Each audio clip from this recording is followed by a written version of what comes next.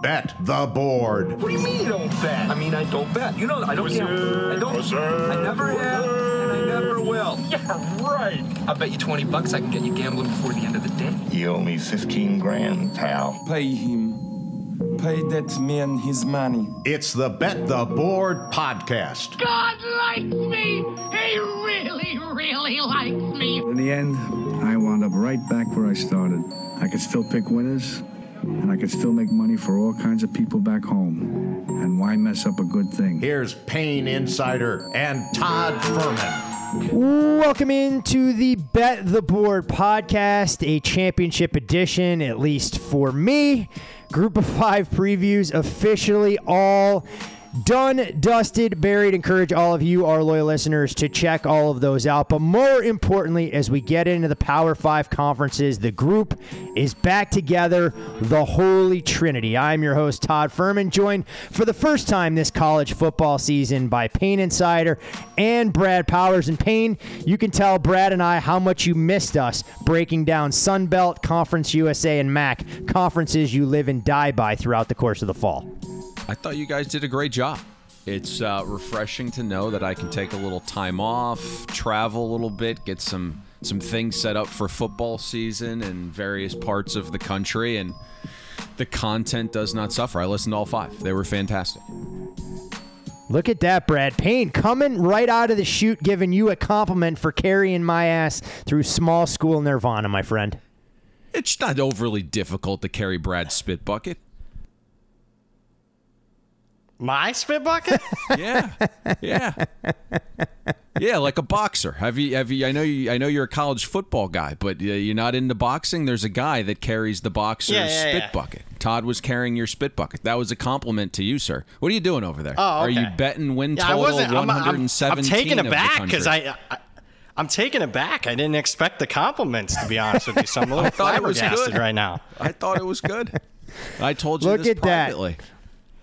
You know, well, it's a good thing we're getting off on the right foot. I mean, with the ACC on the docket, because I have a feeling, and, I kind of joked with both of you guys and said, this is going to be extremely easy for me. We get into our first Power 5 conference because one of you is going to come from the blue corner talking up Clemson.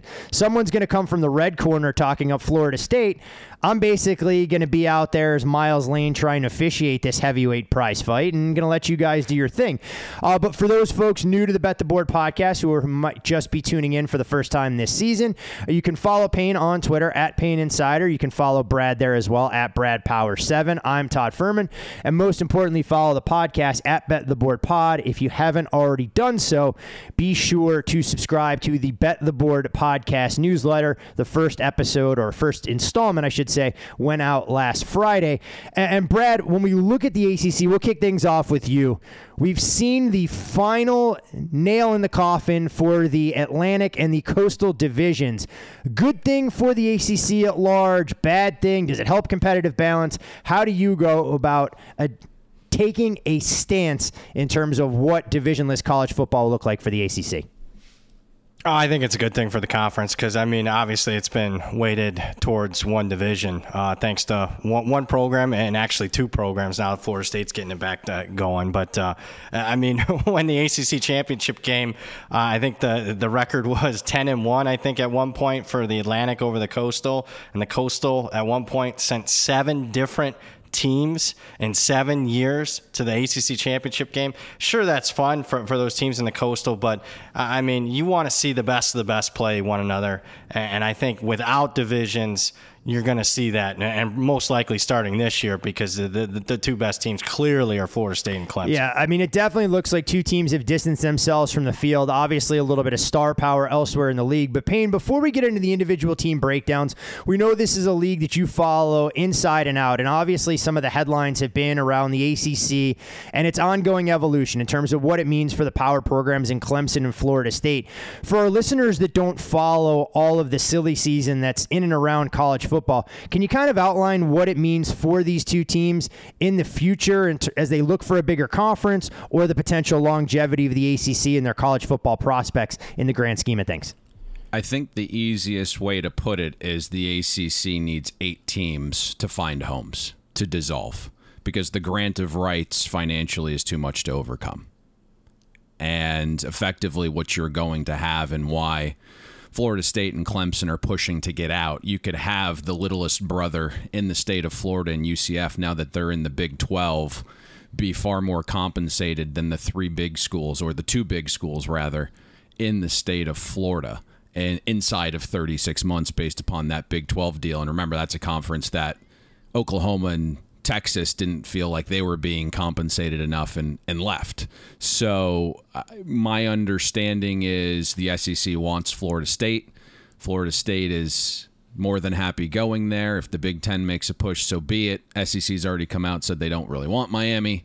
That feels like a Big Ten thing, knowing they want a southern footprint. But ultimately what this comes down to, because I think the grant of rights is too expensive, is you're going to need 8 teams to dissolve the conference. So the Big 12, in my estimation, is going to have to absorb 3 schools. That's how this would kind of unfold, in my estimation. So you get 3 there, and then you would have Clemson and Florida State going to the SEC. That gives you 5. And then Miami to the Big Ten potentially. And then because Virginia and Virginia Tech have this team mindset in the state of Virginia, maybe they transport to the Big Ten as well. I know the Big Ten would be happy to get Virginia's academic acumen to that conference, and then they'd bring Virginia Tech with them. So that's effectively how this would happen in its earliest stages, is having 8 teams dissolve the ACC, because that would ultimately destroy the grant of rights. It's always interesting when you look at these dynamics, and we know every single offseason it's all about conference expansion. These programs owe it to themselves, their fan bases, the boosters, to try and go out there, get the biggest checks, do whatever it's going to take to allow their programs, football obviously being the #1 driver, to compete at the highest level and hopefully win national championships. So appreciate the quick perspective on that. Very curious to see what ultimately transpires. Of course, we saw the Big Ten roll out their schedule and what their new layout will be with the 9-game conference schedule. The SEC, I believe, will announce a little bit later this week or today as we sit here and record on Wednesday. But we may as well start, gentlemen, with the gold standard of sorts in the Clemson Tigers. We'll run through a lot of these power programs. Unfortunately for those folks out there that are expecting a deep dive on every school in the ACC, a little bit of spoiler alert, you're not necessarily going to get it if you're a Virginia or Virginia Tech fan. But the Clemson Tigers have been that model program. And when you look at Clemson, no surprise to anyone, their win total sits 9.5, heavily shaded to the over. But for the first time in an eternity, guys, they find themselves as second favorites in the ACC behind Florida State. And what I found interesting is there was a quote out there that said, "This is the biggest year for Dabo Swinney since he became a national title winner. They have so many new pieces and philosophical changes," which is interesting for a Tigers program that's won 7 out of 8 conference titles, but their margin atop the league is shrinking. When you look at their roster, a huge blue chip ratio that obviously goes in the right direction. 4th time they completed an undefeated season in conference play, 12th straight season with double-digit wins. Winning in Death Valley remains one of the most elusive things in college football, although that mystique may have been shattered a touch in their regular season finale last year against South Carolina. Ended a 39-game winning streak. Brad, when you look at this current installation of Clemson, how do they power rate to compared to some of the previous editions? And is there reason for optimism for this program to rebound? And I say rebound a little bit facetiously, knowing last year they still won the conference and a pretty high-profile bowl game. So my expectation, at least as of right now as we enter this season, is it's going to be better than what the last couple of years have been. And, you know, I know a lot of schools would love to be 21-6 the last 2 years like Clemson's been, but obviously that was a big disappointment coming off the Deshaun Watson and Trevor Lawrence years. And speaking of the Deshaun Watson, Trevor Lawrence years, I'm not sure for a variety of reasons that Clemson, just because they're better than the last 2 years, is going back to what they were in 2019, 2018, and 2016 and whatnot. It's kind of an in-between a season where I think this is going to, you know, like that quote that you mentioned, that this will kind of detail, you know, where is this program heading? Is it going to, you know, continue to trend, you know, not as dominant as what they once were? Or is this kind of a get-right type of season where, you know, the last couple of years are kind of more of a blip on the radar? You know, Payne, Brad mentioned some of the big names that we know know about Clemson offenses that have been synonymous with their ability to put up points and do so in bunches. Amazingly enough, the one thing that remains elusive for this program is trying to get a Heisman Trophy winner. A lot of optimism around Cade Klubnik. DJ Uiagalelei never exactly lived up to some of that potential that we saw last year. So when you look at Clemson, one of the biggest moves they made this offseason was going outside the box and bringing someone in to lead their offense that's not a part of the Clemson family, something that Dabo Swinney has kind of espoused since day one being here. When we look at them bringing in Garrett Riley, what does that mean to your expectations for an offense that was a little bit better as far as showing improvement as the season progressed, but a far cry from an offense that was truly feared by a lot of their conference members? I think it means change, right? Because Brad hit it perfectly, and you lead me here. It's like Dabo's built this model that he believes works, and he thinks it works in the current environment, and that basically meant no outsiders. And if you just look, not just with coaching, but transfers, right? It's like 2 backup quarterbacks and a receiver from Furman in the portal the last 2 cycles in total. And so he's always hired within prior to this, and I think that's why we've seen the decline. And, you know, I think the goal is for Clemson to get back in that 5-season run range, right, from like 15 to 19, where Dabo was 69-5 with 2 national titles. And I actually remember, Todd, I'm going off course here, we had a conversation sometime between 2019 and 2020 where we both thought Clemson may slip a touch here. Yep. And that's all the things I was hearing internally. And you look at the last 3 seasons and like it's 31-8, still great compared to what Clemson was pre-2011, but not a team that looked like a national title contender. Lots of holes, and it was, you know, a record more about feasting on the weak ACC. But I think ultimately where this offense trends is pretty much on Garrett Riley's shoulders. And I think we'll talk about hype within this conference with a team later in the show. But if you just look at the college football landscape, there is not more hype around anybody than the Garrett Riley hire. I mean, guys are already putting him number 1 on the head coaching list next year. I mean, what is he, you know, we'll see, right? I think there's a lot of hype there. I think it's safe to say this is an upgrade over the likes of Tony Elliott and Brandon Streeter. Last 3 seasons, if you look at Riley's led offenses that have finished 24th, 18th, and 5th in schedule-adjusted offensive efficiency. So I think schematically it's a huge upgrade. If you can, you know, put Max Duggan as a Heisman finalist, a guy who wasn't really projected to even start last year, you think you're going to have a nice runway here with a 5-star sophomore in Cade Klubnik. I'm interested to see what it looks like during fall camp, right? Clemson's offense in the spring game was not good. And so I'm going to be keeping a close eye on some of those reports just because, you know, when Riley got hired to the spring game, you know, it's a couple weeks. You're not expecting miracles overnight. O-line returns 4 starters. You know, I think that's a positive. Let's see what Tristan Lee is, a former 5-star guy, number 16 overall player in the 2021 class. I think as a unit, Clemson's O-line probably better than the sum of its parts. They're actually top 10 in schedule-adjusted line yards created last year. Clemson did struggle in known passing situations, gave up a bunch of pressures and sacks, so that needs to get cleaned up. They're outside the top 50 in havoc allowed as well. So I think the hope is like a guy like Blake Miller at tackle that played a ton as a freshman, that, you know, he's got another season under his belt, and that should help the offensive line. Dabo made a weird comment, by the way, when hiring Garrett Riley. It almost felt like he was going to put the reins on him, but he said he hopes the passing game is spruced up, but went with Riley because he won't abandon the run. And so from what you see metrically, you know, and what's in the backfield with Shipley and Maffa and Thomas, I'd expect the run game to have a few more big plays this season. Clemson's run game really lacked explosiveness last year. They're outside the top 50. I think the one glaring issue, and I'll kick this back to you guys, is what I saw in the spring game.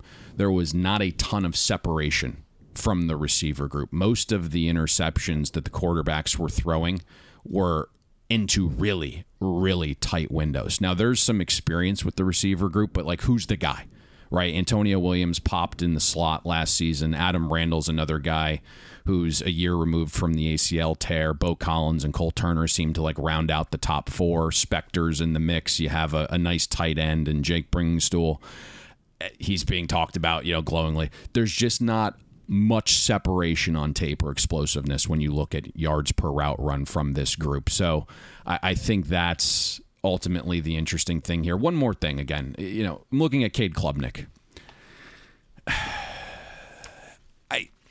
I haven't seen the 5-star dude, right? I haven't seen that yet, right? The sample size is extremely small, 117 dropbacks as a freshman, but he struggled under pressure, double the amount of turnover-worthy plays than big-time throws, 23 passer rating under pressure. And on throws where Klubnik wasn't being assisted by play action, his adjusted accuracy was 68%. DJ Ungalele, who was replaced, was actually at 76%.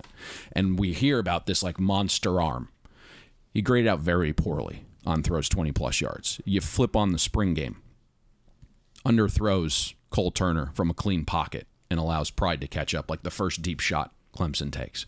So I don't know what he is. Here's the positive. New system. You have 3 weeks to get rolling, right? It's like Duke, Charleston, and FAU. All three defenses project outside our top 60. And so I think, Riley and Klubnik are going to have some time here. There's only 2 defenses on Clemson's schedule we're projecting inside the top 25. Brad, when you look at the Clemson offense, I know you watched the spring game as closely as Payne did. What stood out to you from an offensive perspective in terms of the initial takeaways of a Garrett Riley-led offense? I can't disagree with anything Payne just said. So I think I'm serious. I'm not saying that tongue in cheek. I would say what stood out to me, what I'm very confident is it's going to be better than what the last 2 years have been.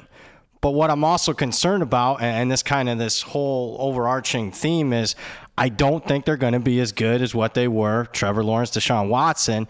And like Payne mentioned, number one reason for me is wide receivers, Sammy Watkins, the Hopkins, Justin Ross isn't walking through that door. Antonio Williams was good as a freshman last year, but he still wasn't like Justin Ross, true freshman good. So, and I don't think they have that guy on the team, and I'm not expecting a guy to pop. I think Bringen Stuhl's a fine tight end. I think that might be one of their emerging guys, but I just don't see the elite guy that we see on the Ohio States, the Georgias, the Alabamas of the world when they make these national title runs. So that's my one hang-up on this Clemson offense is the wide receiver position. I'll pivot right back to you, Brett. Brett, go ahead. Let me ask Brad this, because you're a recruiting guy. Did you see who just committed from the wide receiver position like the last week? They managed like Wesco or something. Yeah, and then they got another like 4-star kid. Like they weren't trending for either of those guys until the visit. It tells me that those guys saw like what's in that room and were like, man, we can get immediate playing time. Yep. And that's why you follow recruiting. It's not, and we're talking 24 class. We're not talking, this isn't the 23 class, the incoming freshman. We're talking 24 class. The reason Payne and guys like myself follow it kind of gives you leading indicators, not only vibe around the program if they're recruiting well, but also, you're looking at what are the holes in this roster. When I saw Clemson out of nowhere, they haven't been in the mix for a lot of these 5-star guys at the skill position, at least at wide receiver the last couple cycles. And now they all of a sudden are. Yep, that is right. I think that's telling you that they need Garrett Riley has identified a weakness on that offense. Definitely a different dynamic there in the wide receiver room than what Brian Hartline is doing, recruiting 4 and 5 stars and essentially running them off as quickly as they come there. If they can't produce, he says he wants competition in the room. We'll see if Clemson actually has that and the productivity to boot on the offensive side. If we have question about dudes making a difference offensively, clearly that there hasn't been a shortcoming of that on the defensive side, Brad. When you look at defensive coordinator Wes Goodwin, went through a little bit of a transition period last year, struggled to help this team find a true defensive identity. They still finished tied for 4th in the nation with 44 sacks. They've ranked in the top 10 in the nation for sacks every year since 2014. And while they lose a number of all ACC players to the NFL draft, there are still plenty of difference makers, especially up front, along that defensive line and in the linebacking core. The secondary, there were some young pieces that were exposed for stretches last year, primarily the Wake Forest game that stands out to me, but that can ultimately pay dividends when you throw kids into the fire because of injuries and them being forced into action sooner than they're ready. When you look at Clemson defensively, return to greatness or still some concerns about the continuity, knowing that Venables obviously isn't there to call all the plays? Very similarly offense. Better than what they were a year ago, but not, the 2018 defense. And I think it starts from the play calling aspect. I rewatched a couple of Clemson games, one of them being the Florida State game just a couple nights ago. And they not only, obviously statistically, they took a step back under Wes Goodwin last year, but also watching it on tape, And this is perfectly understandable. I mean, you're going from a guy that had 20 years of coordinator experience in Venables to a guy that hadn't called plays, but just the feel, the timely blitzes just weren't there. I was reading a scouting report in one of the preview magazines that they said they're running some of Venables stuff, but not all of it. And it's a little muddy is what the exact quote was. And that's kind of what it looked like on tape, specifically in that Florida State game. Now, there's certainly some pieces there. Now, they're not as deep as what they were a year ago on the defensive line. But that being said, I thought the defensive line underperformed, did not even come close to living up to expectations. I think it starts with Tyler Davis, a good defensive lineman. He's been there for a while. Xavier Thomas is kind of an X factor. Can he finally put together a healthy season? I think that's a big question. But the guy that, to me, really stood out, and I expect him, this doesn't happen very often, but as a true freshman, on the defensive line, this Peter Woods kid, I think is going to come in and play a lot of snaps and be highly productive, because that's what I saw in the spring game. A guy, if I was giving out an MVP award, it probably would have been Peter Woods, the outstanding, borderline 5-star kid out of Alabama. So, Dabble called him Haley's Comet. So that meaning, if you're not familiar with history, it's rare. Haley's Comet only comes along so often. But they've identified, there's a couple other freshmen that flashed to me. So, yeah, I think it starts up front. They're going to be a little bit better. But, they're going to be healthier defensive back. I think that certainly helps. But, again, I question Venables still isn't calling the plays. And I don't see as much depth as what those 2017-18 teams had. Payne, quick thoughts on the Clemson stop unit headed into 2023. Everything Brad said was wildly accurate. I mean, that quote was pretty telling. And effectively, if you listen to Goodwin talk this offseason, he was trying to mix his system with Venables, and it led to some communication issues. And so now, year 2, 8 returning starters should help the communication breakdowns. I think Brad hit it perfectly. There's a ton of injuries along the D-line last year. It's not the type of Clemson performance you would think about, right? I mean, the D-line was actually outside the top 75 in opportunity rate allowed. So those were like runs where there were 4 yards available for the opposing offense, and then that run gained at least 4 yards. So it was an indicator that Clemson's D-line got pushed around at times last year. And then in the back half, Clemson had a really young secondary. They're outside the top 75 in explosive pass defense. They got chunked a ton, but more than 70% of defensive production's back. If I'm reading this side of the ball right, I think Clemson's secondary improves, much more experience. Nate Wiggins is a guy I think we outlined towards the end of last year about his progress. So, you got 2 great linebackers in Trotter and Barrett Carter, both fantastic in coverage. They're going to clean up a ton of mistakes. I think if Trotter Jr. could have came out, he would have been the number 1 linebacker taken in the draft. Extremely versatile when you look at his profile. He had 23 pressures. Or 23% pressure rate on true pass rush snaps last year from the linebacker position, 18% stop rate on running plays, and then he graded out the 4th best Power 5 linebacker in coverage, right? That's your triple threat that is just rare this day and age. I think where the question lies is the same for Brad, right? Like, can Clemson get pressure off the edge? Xavier Thomas is the only proven commodity on the roster at end, but there's a reason the number 1 edge from the 2018 class is playing in a 6th season, right? Can't stay healthy. He's averaged like 216 snaps the last 3 seasons, just 52 last year. Had another foot surgery that kept him out of spring a little bit. Not a lot of people are talking about that. So what happens to the end position if Xavier Thomas can't stay healthy? Right now, it's like Justin Maskell is projected to start on the opposite side. It's season 5 for Maskell. He's created a pressure or a run stop on 5% of snaps. That's it. TJ Parker, I know Brad watched the spring game, true freshman. He started with the first team. So that's a guy that they're going to rely on a lot. Now, when I look at the schedule, I think it's very manageable with how it sets up. Our projected 3 best offenses on Clemson's schedule and FSU, UNC, and Notre Dame, all at home. There's multiple step-back offenses on the schedule with Wake and NC State, and in my mind, South Carolina due to O-line issues. I think the way South Carolina finished last season and what they're doing on the trail in 2024 is probably misguiding people as to how the on-field product looks in 2023. Our season-long projection has Clemson's defense back in the top 25, so I think we're both calling for year-over-year progression. Should be interesting. Obviously, high expectations being set when you look at Clemson's overall numbers in the betting market, but a little bit unusual to see them at such a long shot price to return to the top of the college football mountain as a national champion. So we'll keep tabs on all of that. From the Clemson Tigers, gentlemen, to the Duke Blue Devils, where Mike Elko enters into his second season.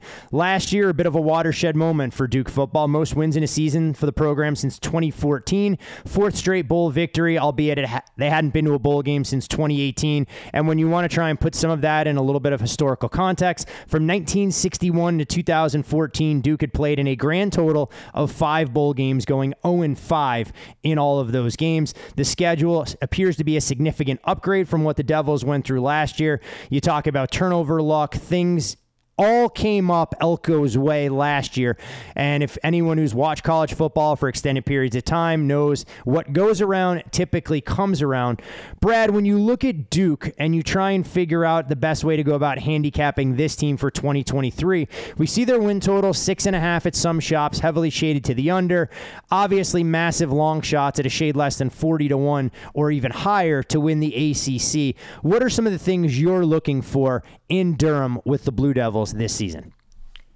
Well, let's start what the job that Mike Elko did last year. I mean, if I'd have had a vote for National Coach of the Year, he would have gotten my vote. And it just strictly comes to the fact, what were expectations coming in this season and how did you perform? And I upgraded Duke and my power rankings 18.5 points. That's not like 18.5 spots. They go from, number 78 to number 60. That's 18.5 points. I would favor Duke at the end of the season over what I expected they were at the start of the season. And put that in perspective, I've been doing power ratings almost a decade out on my own. That's the biggest upgrade in one season that I've had for any team, 18.5 points. So, and if you don't believe me, let's just go to basic metrics. This was a Duke program in 2021 that got outscored on scoring margin by 17 points per game. Flip it forward the next year, they outscore their opponents by 11 points per game. 4 touchdown difference just in simple scoring margin in 1 year. That's stuff that just doesn't happen very often. You mentioned the turnovers. Yeah, they were fortunate. And you mentioned the schedule. They were fortunate in that regard. And we can dive into that deeper in a few minutes. But I just want to say that Mike Elko, I'm not sure that he got enough credit for what he did, and I'm not sure that his career has gotten enough credit. I saw Mike Elko perform. Wake was more of a defensive-oriented program early years under Clawson. They haven't been the same defense the last 6-7 years since he left. He turned around Notre Dame's defense in 1 year. He was at Notre Dame defense coordinator 1 year, turned it around then. And then maybe some of the problem that A&M had last year, Mike Elko was no longer the defense coordinator. That might have been some of the problems on that side of the ball. So this is a guy that I'll just, depending on how this season goes, might not be at Duke next season. Somebody big, it might be calling his name. It still remains one of the toughest programs in the country to try and recruit to. And, when you look at Duke and where they stack up in the ACC landscape, running back Payton Jones, 807th overall player in the nation and a Virginia native, was Duke's highest-rated freshman recruit this season.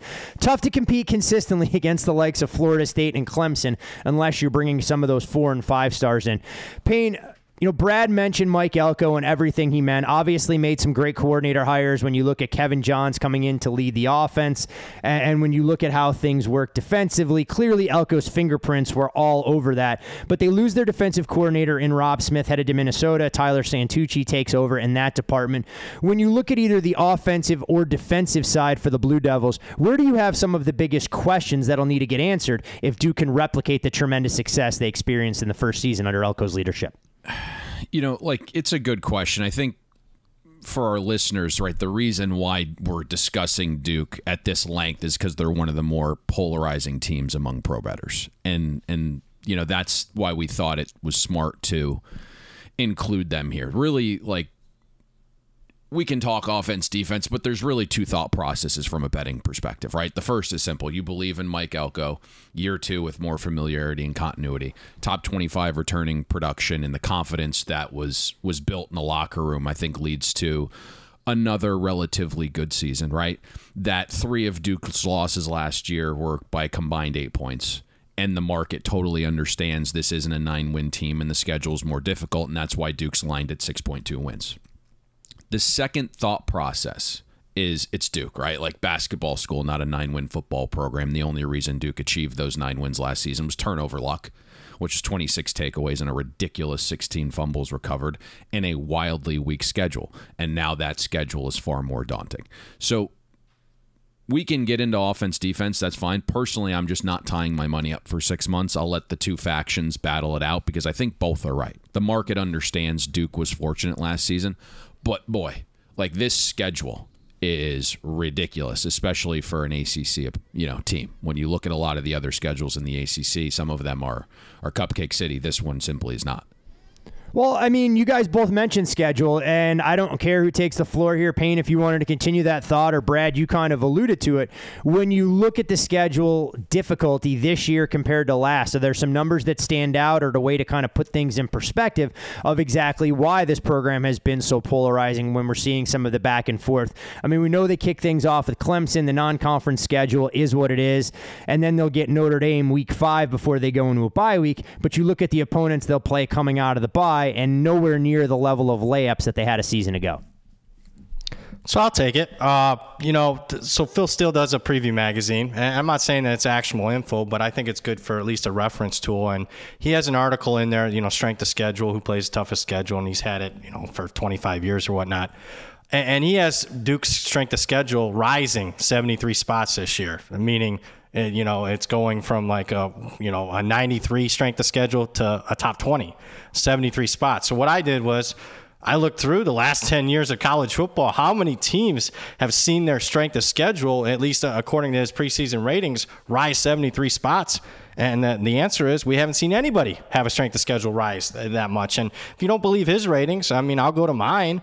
Last year they played 3 teams in the top 50 in my power ratings. This year, right now, they're scheduled to play 8. Top 25 teams, they played 0 last year in my power ratings. They play 4 this year. Teams with a winning record last year, they played 2. This year, 8.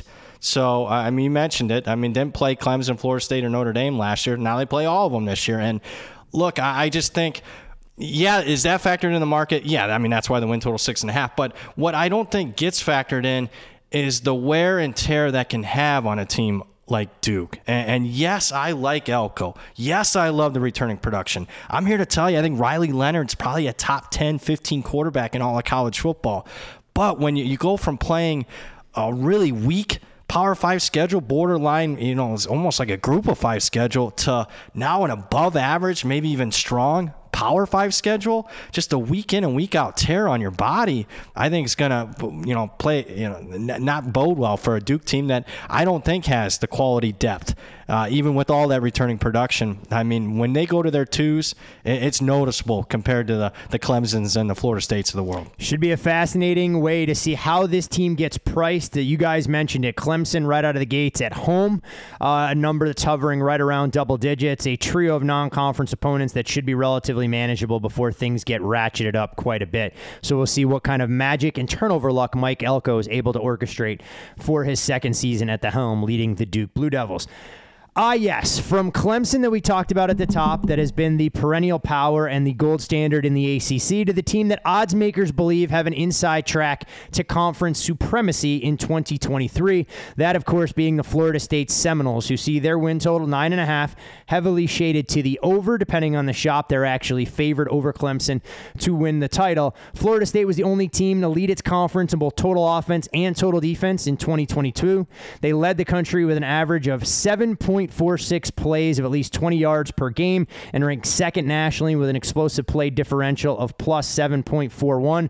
Mike Norvell, as Payne knows all too well, has adopted the mantra of keep climbing, and that has really shown up around this program. First time since 2017 an ACC team has better odds than Clemson to win the national title. And Payne, no better place to go than to kick things off with you. What do we attribute the recent surge in buzz and on-field performance to in order to restore the de facto strength of the brand where Florida State was at one time the preeminent program in all of college football? I'm going to answer this, but I want you guys to talk about Florida State, and I'll kind of pick and choose my spots, because the way you've lined this up over the last 5 G5 previews is like I'm the biggest Florida State homer there is. And I think, the one thing we talk about as sports bettors is specialization and picking certain conferences or picking certain areas of the country. And so, are we a little bit more animated, have a little bit more intel on teams like Florida State, Miami, and Florida, sure. But the one thing is, like, I'm pretty unbiased when it comes to these assessments. So in terms of why this is starting to trend up for Mike Norvell in Florida State, the answer is pretty simple. He's a really good coach. And I think what he's done behind the scenes, building the infrastructure and setting realistic expectations, was huge. Willie Taggart comes in and he's, flapping his gums, and he's talking about, hey, we're going to win titles. And you could see it in his recruiting. I mean, he's putting all this effort into like 5-star kids that were never going to go there with the current state of Florida State and didn't have any backup plans.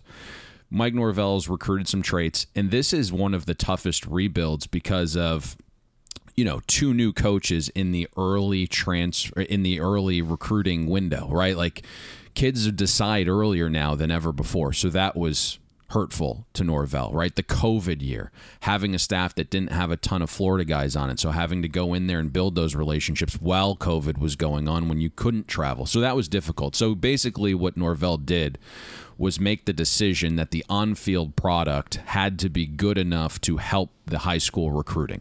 So that's why they went transfer portal heavy, because at some point you have to have proof of concept, and that was the only way to do it. And we're starting to do that. Offensively, they are going to be recruiting at a very, very high level. Defense is still lacking because you have nice guys that aren't killers on that side of the ball recruiting, and you're kind of seeing it even in the 2024 recruiting class. So that'll ultimately be telling with how high Florida State can go. In terms of this season, I want to hear your guys' take. I know Brad tagged me in a tweet, and this was like Tuesday, and I'm saying to myself, I'm just going to save my energy for the podcast rather than tweet about it. Brad, when we look at Florida State offensively, this team really bust out of a shell last season. They were ranked 16th nationally in scoring, 10th in total offense. You look at where it started at the quarterback position. Jordan Travis put together some, banner numbers: 64% completions, 3,200 passing yards, a 24-5 touchdown interception ratio, 417 rushing yards, and his legs were always something that opposing defenses had to contend with. I mean, this was a group that led the ACC, was third nationally, or at least under Jordan Travis, from a yards per play standpoint and what he brought to the table. I mean, some of the things there that Florida State was able to do, both as a run-first or pass-first team, depending on how you look at them, had a lot to do with some of the playmakers. Trey Benson, Johnny Wilson, guys that were out there in home run threats. They obviously address some of their skill position players as well. They bring in transfers that Payne mentioned, knowing how important the portal has been. From an offensive standpoint, do you think Florida State continues to take the next step, or is just maintaining the status quo, given the high bar they set last year, good enough to allow them to compete with Clemson? No, I think they take the next step. They continue to improve, but then for a multitude of reasons. Let's start at quarterback. And when you talk about improvement, I mean, I think it's safe to say that Jordan Travis is the most improved quarterback over the last 2-3 years. I'll even say, if you want a hot take, boy, since I've really been following college football, really doing deep dive and been in the industry 15 years, I'm not sure I've ever seen a quarterback improve as much as Jordan Travis. I would have said 2-3 years ago, if you'd have told me he's not going to finish his Florida State career at the quarterback position and he's going to move to like slot wide receiver or something, I wouldn't have blinked at that statement. I'd be like, oh, okay, makes sense. But I think when you look at the year-to-year improvement consistently, and even last year, Jordan Travis playing the last couple of games, especially in the bowl game, compared to Jordan Travis that started the season, I mean, almost night and day. And we're talking about a kid that, is one of the Heisman favorites, and deservedly so. If you're asking me, I make some Heisman future bets. The biggest one I made is on Jordan Travis at 12-1 to win the Heisman this year. So that's how much I think of the kid. So I would expect him to continue to progress. The skill position, they're perfectly fine. I mean, I know they lose a running back to Kansas State, but, Benson's back, Toafili's back. I like their 2 young kids, C.J. Campbell and Rodney Hill, were impressive at running back in the spring. They'll be just fine there. Wide receiver, they're deep. Johnny Wilson, 6'7" kid. If he can hold on to the football and stop dropping it from time to time in key spots, I mean, this is a first-team All-ACC caliber player. Portier broke out in the spring game. I think that's a kid that's going to be, not only in the mix, but probably a starter day one for them. Jacobs, a freshman, he wasn't highly regarded as the other 5-star kid in the freshman class, but I thought he was a little further along. Keon Coleman, you mentioned it, arguably the best wide receiver in the transfer portal. Florida State goes out and gets him post-spring. And they got a unique weapon that they haven't had. Jaheim Bell from South Carolina can play a multitude of positions, a utility type player, kind of like an H-back type of player. They haven't had a player like that under Norvell. Douglas is a big tight end. Heck, I mean, he's 6'4", 276, but athletic enough that they had him split outside. And I think that the biggest reason why Florida State's going to be even better this year, I haven't mentioned it yet, the offensive line. This has been what's been holding back this program for so long. It's been horrific. At least it was 3-4 years ago. It was adequate last year, and that's a big reason why Florida State was able to win 10 games. This year, they have 207 career starts. That's the most in the history of college football for an offensive line. They went out and got some experienced transfers that they have. I don't know if it's an elite offensive line yet, like top 5 in the country, but I do think it's top 20, top 25 in the country, and that's saying something because it was the worst Power 5 offensive line in the country just a few years ago. So you add all that, you add in creative play calling, a very smart coaching staff, particularly on the offensive side of the ball, besides the goal line operation, I think you got one of the best offenses in college football. Brad, you mentioned Keon Coleman, and some of the comments that he made were funny, describing his time at Michigan State as essentially serving his sentence up north to come back south. So you're talking about a player that no doubt has a chip on his shoulder and will want to make an impact as part of this Florida State offense. Payne, before we get to the defensive side of the ball, your chance to corroborate or refute anything that Brad shared regarding Florida State. Everything Brad said was accurate, and I was getting a chuckle because my memory immediately took me back to his tweet during the LSU game when Trayshawn Ward received a pitch around the goal line and they fumbled. So really, the O-line has morphed. So I will start where Brad finished. During our 2019 ACC preview, I went back and listened. I said FSU had the worst Power 5 O-line in the country. And you look at that unit, FSU started a defensive tackle at guard. A center was playing tackle, and 2 starters in that 18-19 season registered pass block grades of 0 and 9.5. 60 is replacement level, okay? And so now you have 3 all-ACC offensive linemen returning over 14,000 career snaps between FSU's top 8 guys. There's depth here. There is position versatility. The talent has improved. I still don't think it's elite talent, but it's certainly improved. I don't think FSU has their starting 5 set yet. Fall camp is going to have a ton of competition. Let's see how healthy Robert Scott is, but effectively you have Rob Scott, Murray Smith, Jeremiah Byers, the 4-star transfer lineman that chose FSU over Ohio State, USC, and Oregon. You have Bless Harris, who was injured in the first game last year. He's been probably the brightest spot of any lineman in spring camp. Casey Roddick, Demetri Emanuel, Keandre Jones, and Darius Washington. That's your top 8. Demetri Emanuel is a guy that Alex Atkins knew and coached at Charlotte. He was an all-ACC performer last year. He might not start this year. That's how much the depth's improved, but they got bigger along the line. They were not able to move guys in known run situations last season. They were outside the top 100 in power success rate, so Norvell thought he had to kind of scheme and trick people in those short yardage situations. So not a lot of pitches are going to happen around the goal line this year. I think, just going through Florida State, I'm going to give my thoughts with very few metrics, almost as if you're kind of talking to an FSU staff member. I think barring injury, this will be Mike Norvell's best offense ever. Top 15 feels like the floor. Top 5 is the ceiling. And it's not just the talent, but the versatility is the best, this staff's had. If you've studied Norvell's offense, his formations are meant to look similar pre-snap and they morph post-snap. But think about the talent that's been in Tallahassee since Norvell arrived. Lots of trait guys. I believe Norvell will be able to design plays that are going to leave teams guessing based upon the new personnel. In the past, right, you'd look at a running back that could do X but not Y. Tight ends that could catch but not block, block but not catch. Speed receivers that didn't have size or hands. Big receivers that couldn't move, right? It's not the case this season, and I continue to kind of hear things of new implementations being put on these players' plates. I think if FSU wants to play big, right, they can go 2 tight end sets. Kyle Morlock at 6'6" can block and catch. Jaheim Bell, who Brad mentioned, 6'3", can catch and block. Bell has the ability to line up in the backfield, be an inline tight end, or in the slot, take end arounds. The top 3 receivers, Johnny Wilson, Keon Coleman, and Kentron Portier, 6'7", 6'4", 6'4".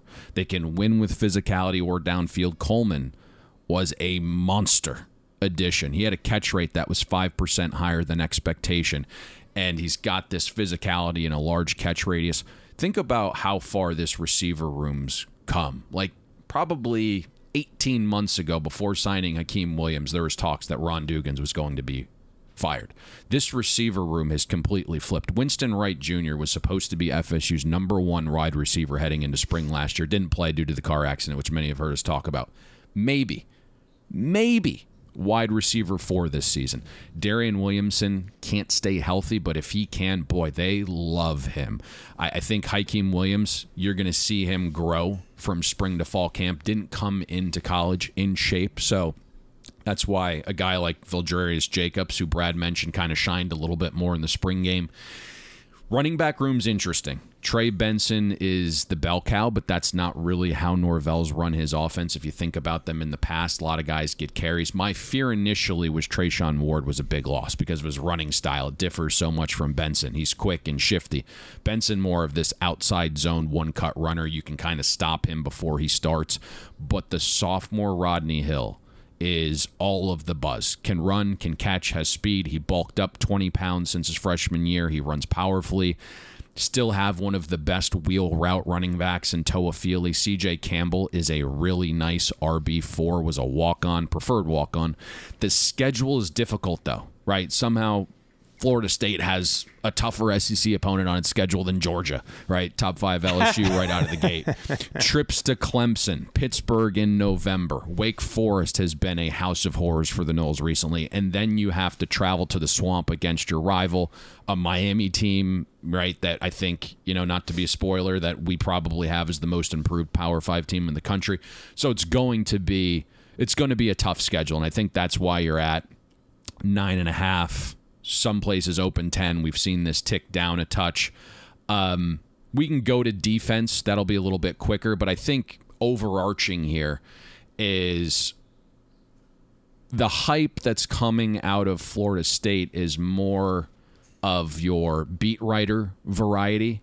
I think, we certainly rely on information from those guys, but I don't really get caught in the weeds of beat writer is hyping this guy up, right? Writer who is looking for clickbait makes, adds Florida State in his top 3 teams. I don't really get boggled down with that stuff. I think a good season for Florida State, taking that next step for Florida State, is 10 regular season wins, win the ACC, go to an Orange Bowl and win that. The national championship aspirations, the only way those happen, right, is if you stay completely healthy and you get Johnny Wilson taking that next step and Jordan Travis taking that next step, and Alabama and Ohio State are absolute disasters at the quarterback position. 7, 8, 9, 10 things have to fall correctly for Florida State to be a true national title contender. It's interesting. You mentioned some of the hype that's out there. I saw one NFL draft pundit list Jordan Travis as his number 5 quarterback potentially available next year. To Brad's point, something I never would have imagined possible when you watch Travis as early as a couple seasons ago. Defensively, you mentioned I don't want to cut you off, but sure. I sent Brad this note. In 2019, there was a windy day at a Florida State practice. Jordan Travis could not throw the ball 20 yards downfield without it wobbling. So much so, he cried and was going to quit playing football. So this was the greatest development of a quarterback at the college level that I think we've probably seen, I don't know, maybe ever. And to Brad's point, the first time we saw Jordan Travis, it was like on an end around in the Louisville game, and you thought like, hey, the guy's probably going to be a good running back or a slot receiver, to Brad's point. It's always funny. Guys that want to put the work in, they surround themselves with the right coaches, and they're able to scratch the surface of some of their potential to be able to take a program like a Florida State to the next level. Defensively, Brad, we can start with you. I mean, obviously the big coup for FSU was re-recruiting Jared Verse. 9 sacks, led the team last year. You bring in a couple of high-impact transfers. Fentrell Cypress, a defensive back, transfers in from Virginia. Brendan Fisk, who we talked a little bit about in our Western Michigan preview, in the void he was going to leave for the Broncos, and how it becomes a boon for Florida State. And some of the other players, like a Fabian Lovett, who missed extended time last year, but a force to be reckoned with when he was actually in the mix, starting all 7 games when available, and a linebacker in Kalen DeLoach. Defensively for Florida State, where do you see this team stacking up? Well, let's start on the defensive line. I think that's their strength. I think the linebackers are good and deep, but not elite, in my opinion.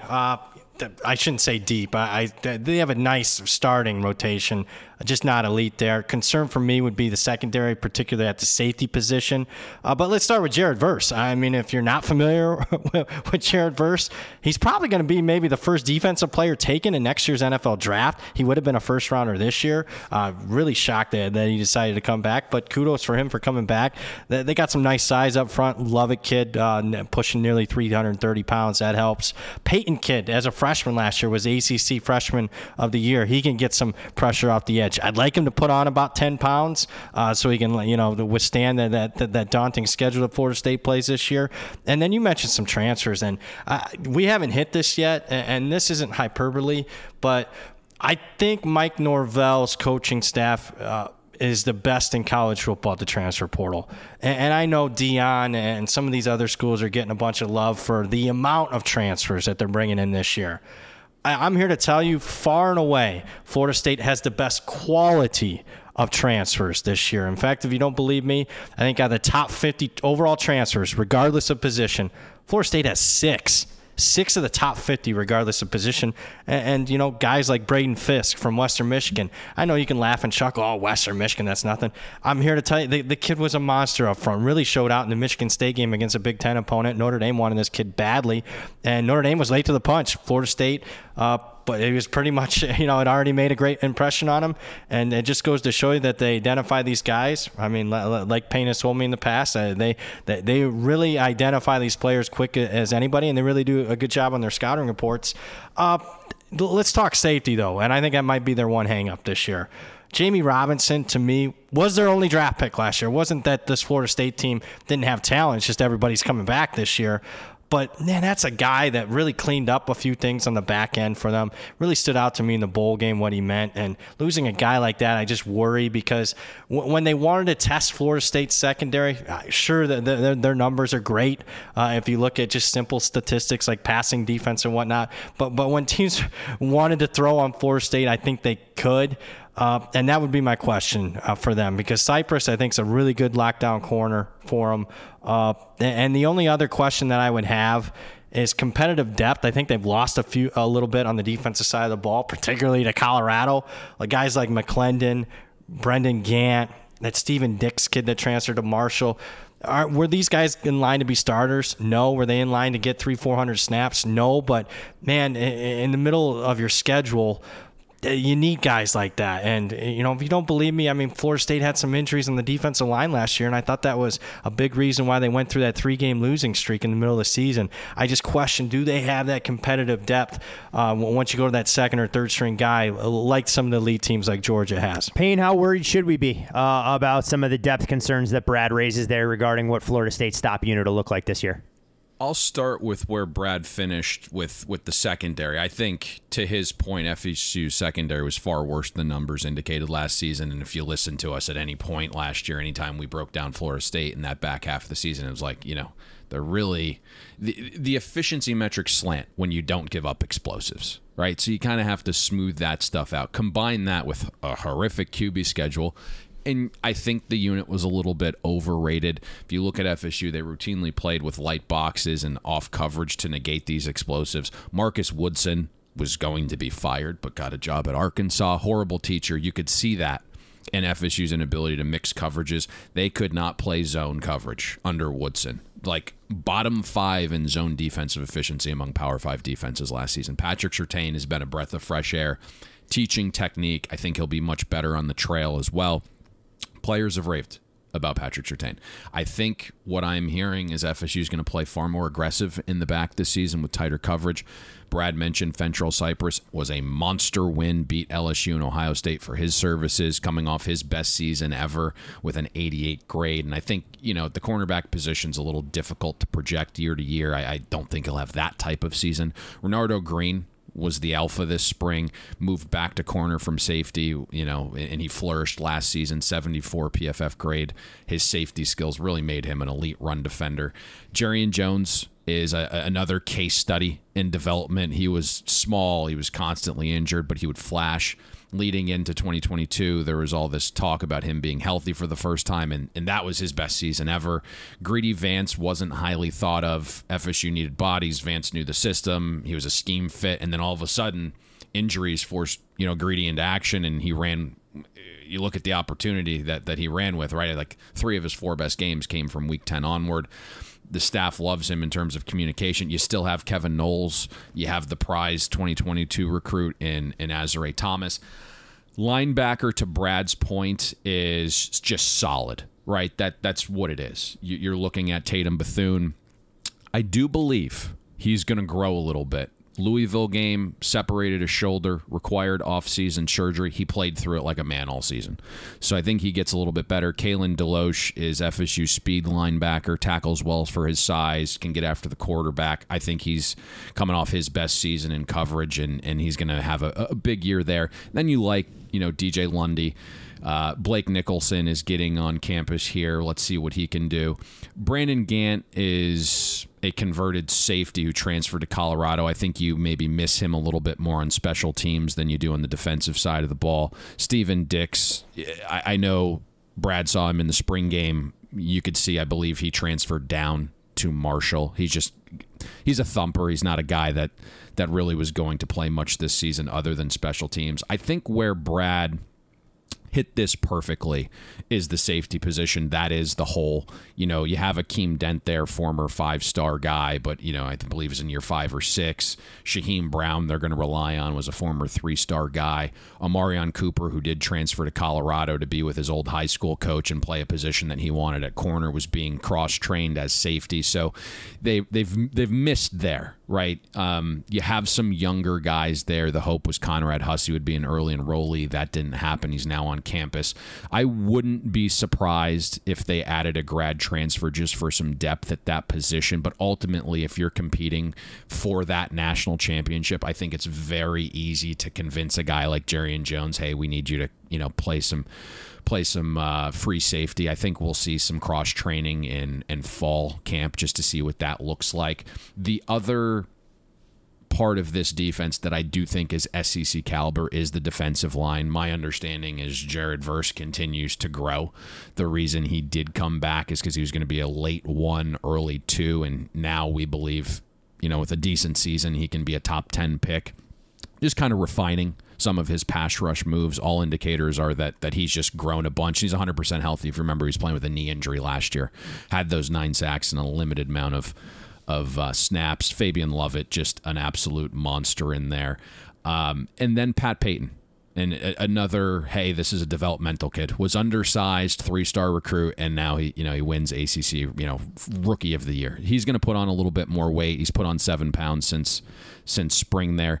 I think the biggest loss is Derek McClendon. He hurts depth. He kind of hurts this cushion. I would say McClendon was somewhere between a want and a luxury, somewhere between defensive end 8 or 6th on the depth chart. He was a guy that plays a premium position, obviously. He played big in big games. He could set the edge. I think fall is really going to determine the depth of the defensive end position and kind of give us this idea of where they can go. Gilbert Edmond was another recruit that came in, was a 4-star transfer out of South Carolina. They believe, don't look at any of the grades, he was asked to play like 800 snaps in the SEC, right? He was just dying out there. Now they believe that they're going to refine his skill a little bit, and he's going to be able to contribute more playing 300-400 snaps. Byron Turner is a guy that just has not been able to stay healthy, but they absolutely love. And the one kid to watch that can take this DN group to another level in terms of depth is Jaden Jones. He was the number 1 JUCO D-end, and he tore his ACL early on in the JUCO season. And I think that's the reason Florida State was able to hold on to him rather than him going to an Alabama or a Georgia who are both sniffing around there. And he's going to be back. Did not play in spring, could be there in fall. And so if he is what we think he can be, that's going to be huge and kind of void that loss of Derek McClendon. Going to be awfully interesting to see. Florida State and Clemson will, of course, do battle, but they do have a path to meet not once but twice this season in the ACC Championship, should they be able to run the table regardless of their head-to-head matchup, a dynamic we haven't seen in play under the old installation where we had the ACC divided into the Atlantic and Coastal Division. We'll see if Mike Todd. Norvell and company can get to that lofty plateau of double-digit regular season wins. From the elite in the conference and the Florida States and Clemsons to potentially the best of the rest. And we can start with the Louisville Cardinal, who bring in a brand new head coach. Their win total has been one of the most notable movers this offseason, now up as high as 8.5 at some shops. We see them just into that double-digit range to be conference champions. Jeff Brom takes over from Purdue in his first season, names his brother Brian Brom offensive coordinator. And when you look at this Louisville team, gentlemen, they'll play Notre Dame as one of their conference, de facto non-conference games, but there's no Clemson, no Florida State, and no North Carolina or Wake Forest. They don't have back-to-back road games, only one road game after the middle of October. But this is also a program that hasn't won 9+ games since Lamar Jackson's Heisman season in 2016. They haven't won 10+ games since joining the ACC in 2014. Brad, when you look at the coaching hire, this had long been rumored the direction Louisville was going to go to. It was just a matter of time before Brom had his homecoming. Do you think this is the perfect opportunity for him to hit the ground running with a relatively soft schedule and a roster where they've done extremely well in terms of importing new talent through the transfer portal? Yeah, you used the word perfect. Yeah, I do think this is the perfect hire for the Louisville program, not only because I think Jeff Brom's a pretty good head coach, but obviously because of his past experience being a Louisville quarterback, growing up in the area as far as being a prolific high school guy in the area. I just think he understands the job and understands this task at hand, specifically at this university, better than anybody out there. And I don't think, I know Purdue, he had a couple of off seasons at Purdue, but I'm here to tell you what he inherited at Purdue and what he did. He did. I mean, he had him in the Big Ten championship game a year ago. Are you kidding me? This coordinator hires are fine. He hired his brother as OC. Ron English is the DC. He's been around forever. It's a big upgrade. Even in year one, even with new systems and whatnot, huge upgrade as far as the coaching staff, and they've done a really nice job. I don't think they've gotten enough credit. We talked about Florida State and the job Norvell's done in the transfer portal. Man, Brom's done a really good job in this year's transfer portal. It's up to, I think, number 10 now, transfer class. And even despite getting hired in December, also brought in a good recruiting class. And I tweeted this out, and this got a lot of run about a month ago. But I know in the ACC, everybody wants to talk Clemson, Florida State, Miami, whether it's good or bad. But if there's a program that's kind of a sleeping, I don't want to use the word giant, but definitely a program that can play well above what they've been, in the last 10, 15 years, with the exception of the Lamar Jackson couple of seasons, it's this Louisville team, and they have the money. They have, behind closed doors, the NIL, and they have the right guy in place, in my opinion. So if a Clemson or a Florida State were to slip up, this is the program, to me, that could easily stand in there and be among the best in the ACC. Hey, I mean, given the nosedive of their college basketball program, all that NIL money may be allocated for football and filling up their stadium there instead of focusing on the KFC Yum Center and what they're not getting from a perennial basketball blue blood.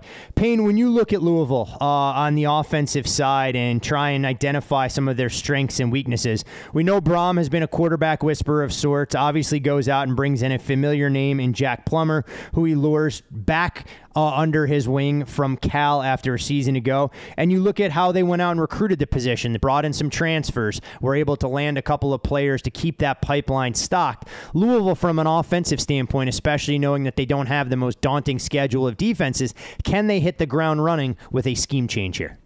Yeah, we all love Jeff Brom, and he brings in a familiar face with Jack Plummer, who's familiar with his system, so the transition shouldn't take that long. In terms of offensive identity, I would fully expect more deep shots than past Louisville offenses with Cunningham. If you look at Louisville, they're outside the top 95 in both explosive passing and EPA per pass last season. So that's going to change. Wide receiver room's interesting. Braun brought in 6 transfers, was still trying to make a play for Keon Coleman as well. I think when you look at how that room kind of shakes out, Jamari Thrash will be wide receiver 1. Georgia State really didn't throw the ball much, but when it did, Thrash was their big play guy, nearly 3 yards per route run, has been over 2.1 the last 3 seasons. Guys are raving about Huggins Bruce, being a breakout candidate this season. And then the rest of the room, I think, figures itself out, whether it's Jaden Thompson or Chris Bell or Kevin Coleman. Running back room has a nice balance with an explosive runner in Jawar Jordan. Over 18% of his runs went for 10-plus yards last season. I believe they bring in the Wisconsin transfer, Isaac Garendo, more of a thumper, and then Maurice Turner had a nice spring. The one unit that isn't getting talked about a lot that I actually really like is Louisville's offensive line. Brian Hudson at center. I looked at his grades coming off his best season ever. He's now in year 5. Due to all the tackles that were brought in through the portal, my guess is Michael Gonzalez kicks to right guard, and he was a damn good tackle last season in pass protection, graded out 76. I think some of the guard positions are still up in the air. You can start the experience with John Paul Flores at left guard or go with the young talent in Maiden Sanker. Lots of competition at tackle with Willie Tyler and Renato Brown and Lance Robinson and Eric Miller. So I think that the tackle situation will sort itself out, but there's some talent there. What you're really buying offensively is Jeff Brom's ability to run an offense, and Louisville has time to get into form. You look at their first 4 weeks of FBS defenses on the schedule, they project to an average of about a 70th rank, and then you throw in FCS Murray State. And I think that's probably, the real conversation here is surface level. The reason for liking Louisville at open this year, when they opened 7 wins aside from the price, right, is Jeff Brom and Louisville's schedule, right? If Brom can win 8 games back-to-back seasons in a better conference in the ACC recently, while not having to fight as large of a talent gap relative to, conference peers, that was worth investing in, right? And now, our projection has Louisville facing 1 top 35 offense this season. They face just 2 defenses projected in our top 30. So, it's just likely Louisville has a chance to build momentum early, getting out fast. You look at Louisville, they travel 5 times this season. Just 3 true road games, and that's being ever so kind to Hurricanes listeners. Hey, sometimes going down there to play in the sweltering heat and humidity in November gives you a home field advantage, even if there's only 9 Hurricanes fans in attendance, if it's anything like the November home games last year. Defensively, Brad, when you look at Louisville and everything they've done, this was a group that was able to get after the quarterback last year. They did so with reckless abandon, boasted 2 of the 4 FBS players who had at least 6 sacks and 2 interceptions in 2022, but neither of them is back with the Cardinals this season. When you try and figure out offensively, we know this is where Brom's fingerprints will be all over the program going forward. Is there enough defensively to hold up on that side of the ball? It's certainly the bigger the 2 question marks, and when we're comparing the units for this program. I don't think Louisville got enough credit nationally for what they did on the defensive side last year. When you lead the nation in sacks with 50, you have another 48 TFLs on top of that, you're forced 30 turnovers. This was as disruptive of a defense as there was in all of college football. You lose a couple of, a lot of the studs on that defense side of the ball that forced a lot of the havoc, whether it be Diaby, Abdullah, Sanogo at linebacker, Monty Montgomery at linebacker. A lot of these guys are gone, but like he did on the offense, brings in a bunch of transfers. Some guys that got after the quarterback, including a Georgia State kid and Jeffrey Clark, a kid from Stanford and Stephen Herron that had 5.5 sacks. So he filled it in nicely. And look, they're not going to be household names, but I watched the spring game, and they more than held their own against Louisville's offense. And what I saw was, I put my scouting hat on, a lot of Twitch athletes. I mean, even Brom said they're more athletic than anything he's had at Purdue in his 6-7 years there at Purdue on the defensive side of the ball. They run sideline to sideline. And if you're looking for maybe a breakout star, not only for 2023, but, looking towards the future, man, I love that freshman linebacker, Stainquan Clark. I mean, just dominated the spring game. I thought he was the best player on the field in the majority of that second half. So, they have enough where I would be worried if Florida State, Clemson, North Carolina were on the schedule, but they're not. So they got more than enough to compete with the rest of the ACC. Should be awfully interesting to see what life looks like with a new head coach. The Satterfield era never quite got off the way people thought it would, and an unceremonious exit highlighted by, obviously, the most ironic of all, coaching against, theoretically, his former team in the Fenway Bowl last year. We'll see if Louisville can live up to some of those preseason expectations. You can follow Brad Powers on Twitter at BradPower7. You can follow Payne there as well at Payne Insider. I'm Todd Furman. Follow me. And most importantly, as always, for all things Bet the Board, follow at Bet the Board Pod for all of your updates, not just around the college football season, but the NFL inching closer, a little bit of sports memorabilia and collectibles coverage, and of course, our weekly NASCAR show that's on bye during the NASCAR bye week. Back to South Florida we go, gentlemen, for the Miami Hurricanes in Mario Cristobal's second season. Their win total 7.5, heavy shade to the under, in the mid-20s to win the ACC Conference. From a schedule standpoint, the Hurricanes don't have to deal with Notre Dame, but they have to face Clemson, Florida State, and NC State this year. When you look at how things shape up, I mean, this was a group that underachieved, and I'm not even sure underachieved is the strong enough word to describe their performance last year. It was the first time they failed to qualify for a bowl since 2007. Injury luck by default has to be better than what they dealt with last season. And, I mean, since Larry Coker left Coral Gables, the program has finished a season ranked just 4 times, a trend that Mario Cristobal and his staff is looking to try and reverse. Payne, we see them make a change at offensive coordinator. In steps Shannon Dawson, who's going to lead the air raid from Houston. But arguably the biggest disappointment last year, and I know he dealt with injuries, was the performance of starting quarterback Tyler Van Dyke, projected by many as a potential first-round NFL draft pick, looked anything but the part if you watch the Hurricanes on a week-in, week-out basis when he was under center. Yeah, I mean, listen, I think last year the one thing we specifically said about Miami was that money affords you the luxury of being wrong. And you think about this from a really deep perspective. Mario's most important job by far, his biggest ever, the one that Cristobal wanted so badly so he could return home. He was especially wrong with both initial coordinator hires. And the money allows him to bring in 7 brand new coaches in year 2. And we kind of discussed this, right? When you have an ace recruiter like Mario, right, and you have billionaires backing you and loads of money from UHealth, why go and hire coaches that can't spell X's and O's or develop, but all they do is recruit? It makes no sense, right? That base is already covered. Have some diversity in your staff when it comes to actual on-field acumen. And I think, program-wise, Mario's creating a culture of mercenaries. And you mentioned Tyler Van Dyke right away. After a really poor year, Van Dyke gets a new NIL deal at the top of the year. And then after the spring game, TVD renegotiated again when Alabama made a push for him. Like, if your leader is going to renegotiate multiple times after a season where he led an offense that was outside the top 100 in schedule-adjusted EPA per pass, like, what tone does that set for the rest of your program? Now, I've been telling Brad, I think, how far in they are, how much money they're willing to spend. Like, this is eventually going to be right. Like, they're going to get this right.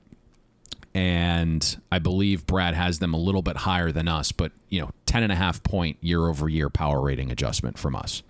And I don't know what to make of what transpired last year. It's crazy to think about guys that quit on Mario in year 1, but that's what happened. Like, it was so bad last year that it's literally impossible to be worse than last year, right? Like, if you look at CBS, they came out with an overall team ranking that was they came out with it a few years ago, right? Just overall talent on a team, transfers in, where they were, their high school recruiting stature. Miami was 12th heading into last season after all the transfers they took. And we can debate the merits of those rankings, but it's somewhere in that range. I understand they weren't all of Mario's guys, but nobody saw 5-7 coming with that schedule and a double-digit loss at home to MTSU. It's easy to make the case that was the worst Miami team since 1970. Just one of the largest underachievers. Offensively, if you watch the spring game, Miami's going to attack more. That's simple, right? More passing. Ball's going to be pushed downfield. Shannon Dawson, do I love him? No, but he's absolutely an upgrade over Josh Gaddis. That was a train wreck we told you, months before the season started.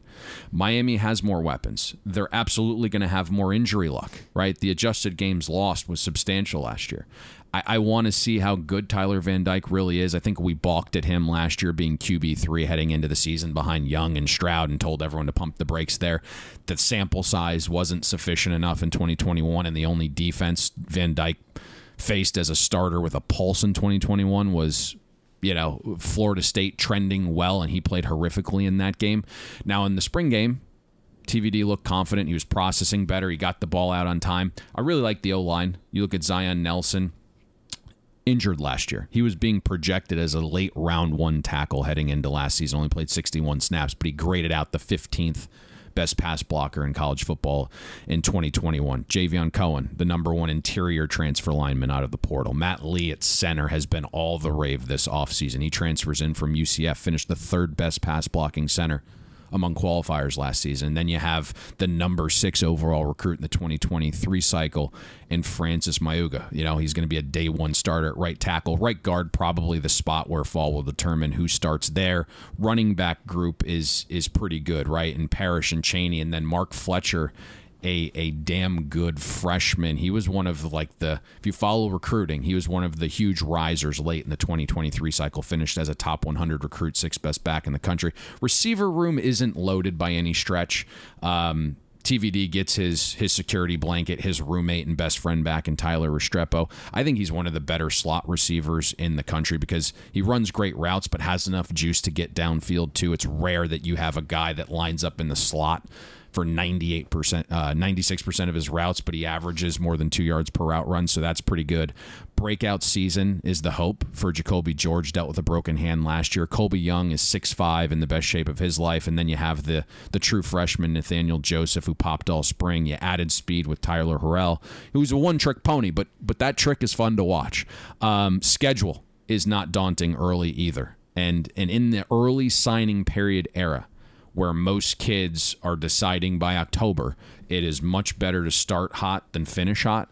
And I don't think there's a reason Miami can't start 4-1 with Miami, Ohio, and Bethune-Cookman and Temple and Georgia Tech on the schedule. Yes, right, they're a dog to A&M and perception there with A&M, but relative to market, I think we all believe A&M can bounce back a little bit, but it's a top 20 team at home. It's not like a top 5 program, on a neutral.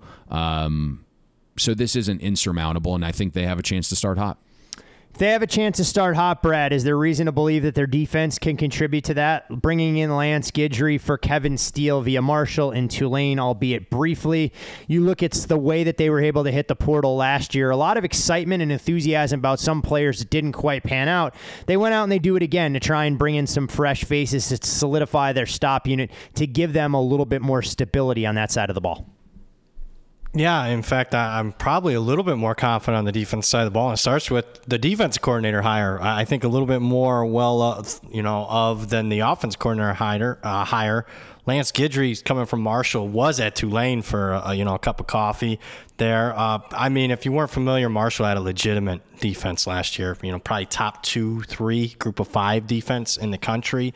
They did a really good job. Was impressive with his X's and O's and player personnel. Obviously he really shut down Notre Dame's offense at the start of last season. And then you look at the personnel that Miami is going to have. Defensive line's pretty stacked. Leonard Taylor was a very well thought of, highly regarded well-regarded recruit coming out of high school. He had 10.5 TFLs. I think he can further progress as he gets older in his career. Misidor, a kid from West Virginia, had 7 sacks a year ago. Harvey, I like quite a bit off the edge, 5.5 sacks. They bring in some more transfers even on the defensive line. Kid from Purdue and Branson Dean. Thomas Gore from Georgia State, who had 5 sacks.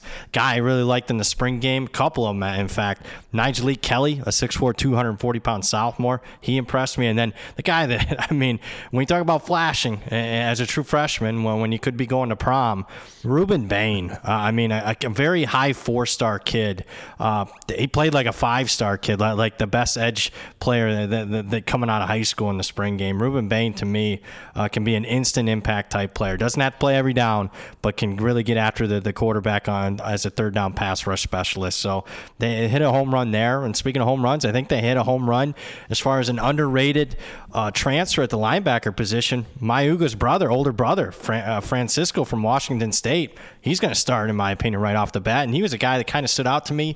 I was rewatching the Washington State-Wisconsin game. He held up very well at the point of attack and really, did well against the Badgers in an outright upset. He's one of the major reasons why they shut down Wisconsin's running attack in that game. So they do lose a couple of guys at cornerback. That'll be the major question I think I have on that side of the ball, because I think safety's as good as anybody, at least in the ACC, maybe even top 10 nationally. Kitchens was highly productive. And then, I mean, as far as a freak athlete at safety, I mean, James Williams at 6'5", 220. So I like the personnel. I mean, I'm not sure that there's, a lot of quality depth yet this year. I'm not sure.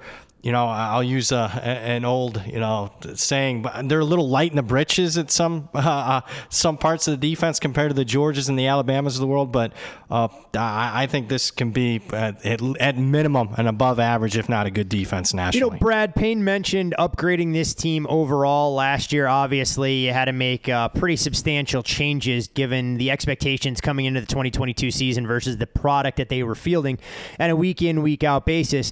In terms of quantifying the impact from either last year to this year or what you had to do to adjust Miami last season, are you able to put some of that in perspective for our listeners and some of those adjustments you made? Yeah, so, I mean, highly volatile. I mean, let's start. I mean, they covered one game last year. I mean, that's as bad as it gets from an ATS perspective. They failed to cover them by 12 points per game. So I downgraded them 18.5 points from beginning of season to the end of season last year. That's one of the biggest downgrades I've ever had in my power ratings ever. I think a UCF team that went from like 9-4 to 0-12, and then that Louisville team that totally quit Petrino's final season. That was the only 2 teams in the last 8 years I've downgraded more. This year, I agree with Payne.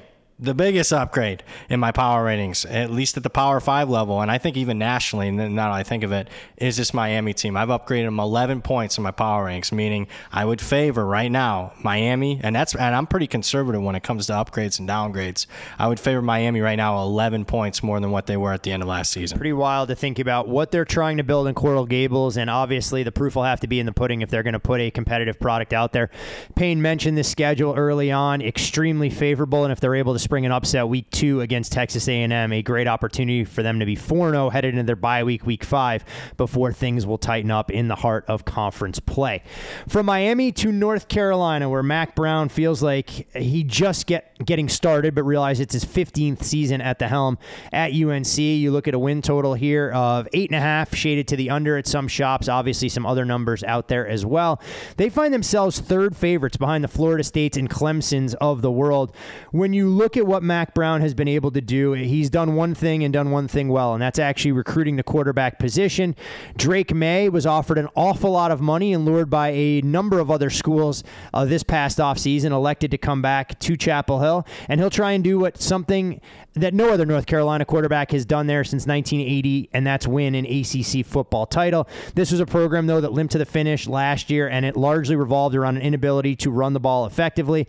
In the final 6 games, teams blitzed 36% of the time compared to just 30% over their first 8 games. North Carolina went from averaging north of 40 points per game in the first 8 games to a shade more than 24 over the last 6. When the Tar Heels started 9-1 last season, they were 4-0 in games decided by 3 points or fewer. During their 4-game skid to close the campaign, they lost 3 games by 4 points or fewer.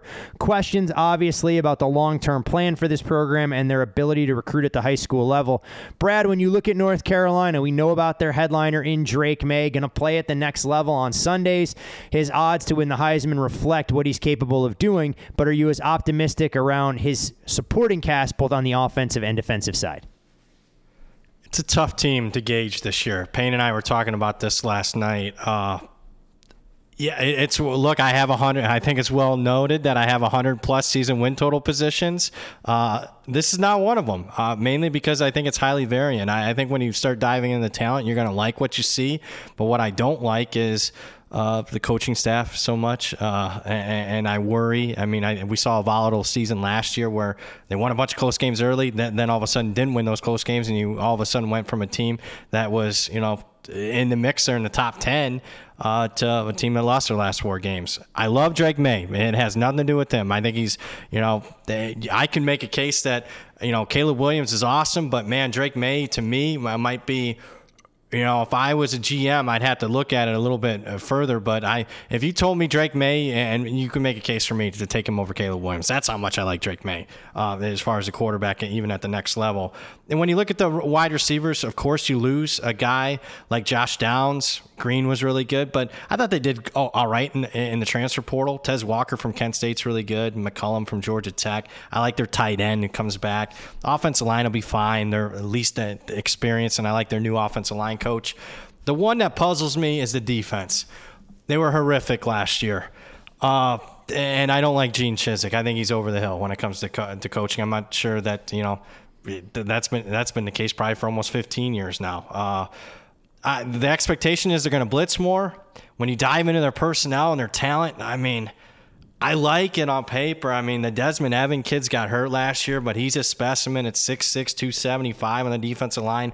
Miles Murphy was a highly regarded high school kid. He's a 300-pounder in the middle. The Rucker kid, I think, is their best pass rusher. This Harvey kid is a true freshman, was a very high 4-star kid. He's a good jack linebacker that can play. They got a couple of linebackers in Cedric Gay and Power Eccles that had over 100 tackles a year ago, those two. They did a good job in the portal as far as the secondary. This Hussey kid from East Tennessee State that they like.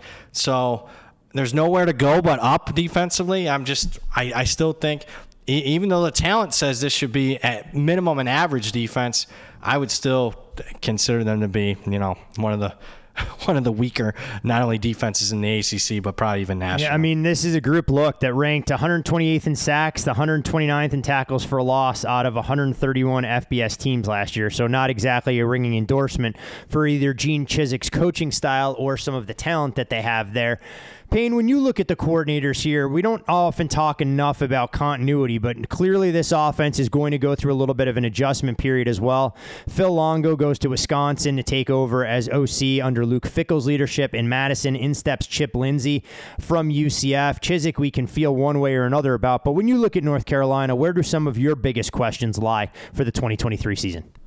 I think it's pretty obvious, and Brad hit on it. It's the coaching. I mean, the only reason we're talking about North Carolina with a win total of 8.5 in front of them is Drake May. And, we all know he was the ACC Player of the Year, but the impact on the field was far greater than what any award could depict, right? I mean, you just look at what he did last year, highest usage rate of any quarterback in college football, and then he had the 3rd most cumulative EPA. 159 expected points added to North Carolina last year. He's #1 in EPA among Power 5 quarterbacks. So I think when you look at the potential coaching here, maybe there is that early transition to your point. I know May helped pick Chip Lindsey. I mean, Mac Brown came out and was like, hey, as good as Drake May is, he's going to openly be involved in the hiring process. And he told Mac Brown that he needed somebody to teach him more, to have a focus on mechanics and throwing motion and how to handle time in the pocket. And so they combined to come up with Chip Lindsey. I'm a little indifferent there. Like it's very much wait and see for me. He was Auburn's OC for 2 seasons. Those offenses finished 26th and 19th in offensive efficiency. His quarterback was Jarrett Stidham. Obviously, Stidham's in the NFL. He's not some chump.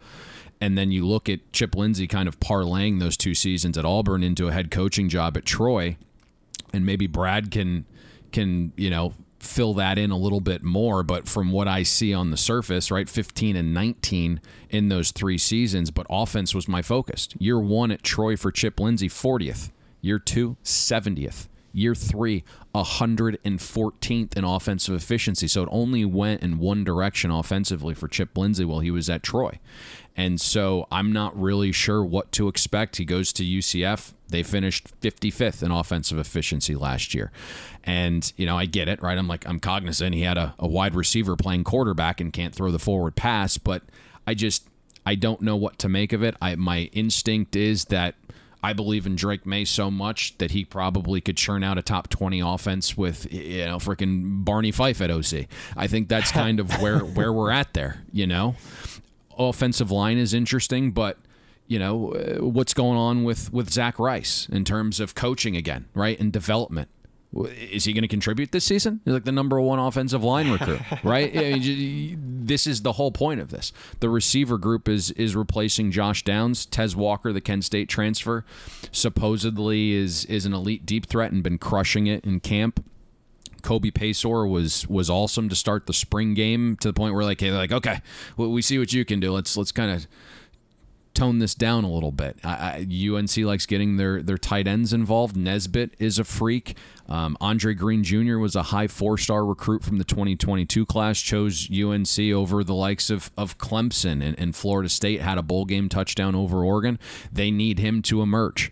It's going to be running back by committee is what my understanding is there. The running back's going to be more involved in the pass game.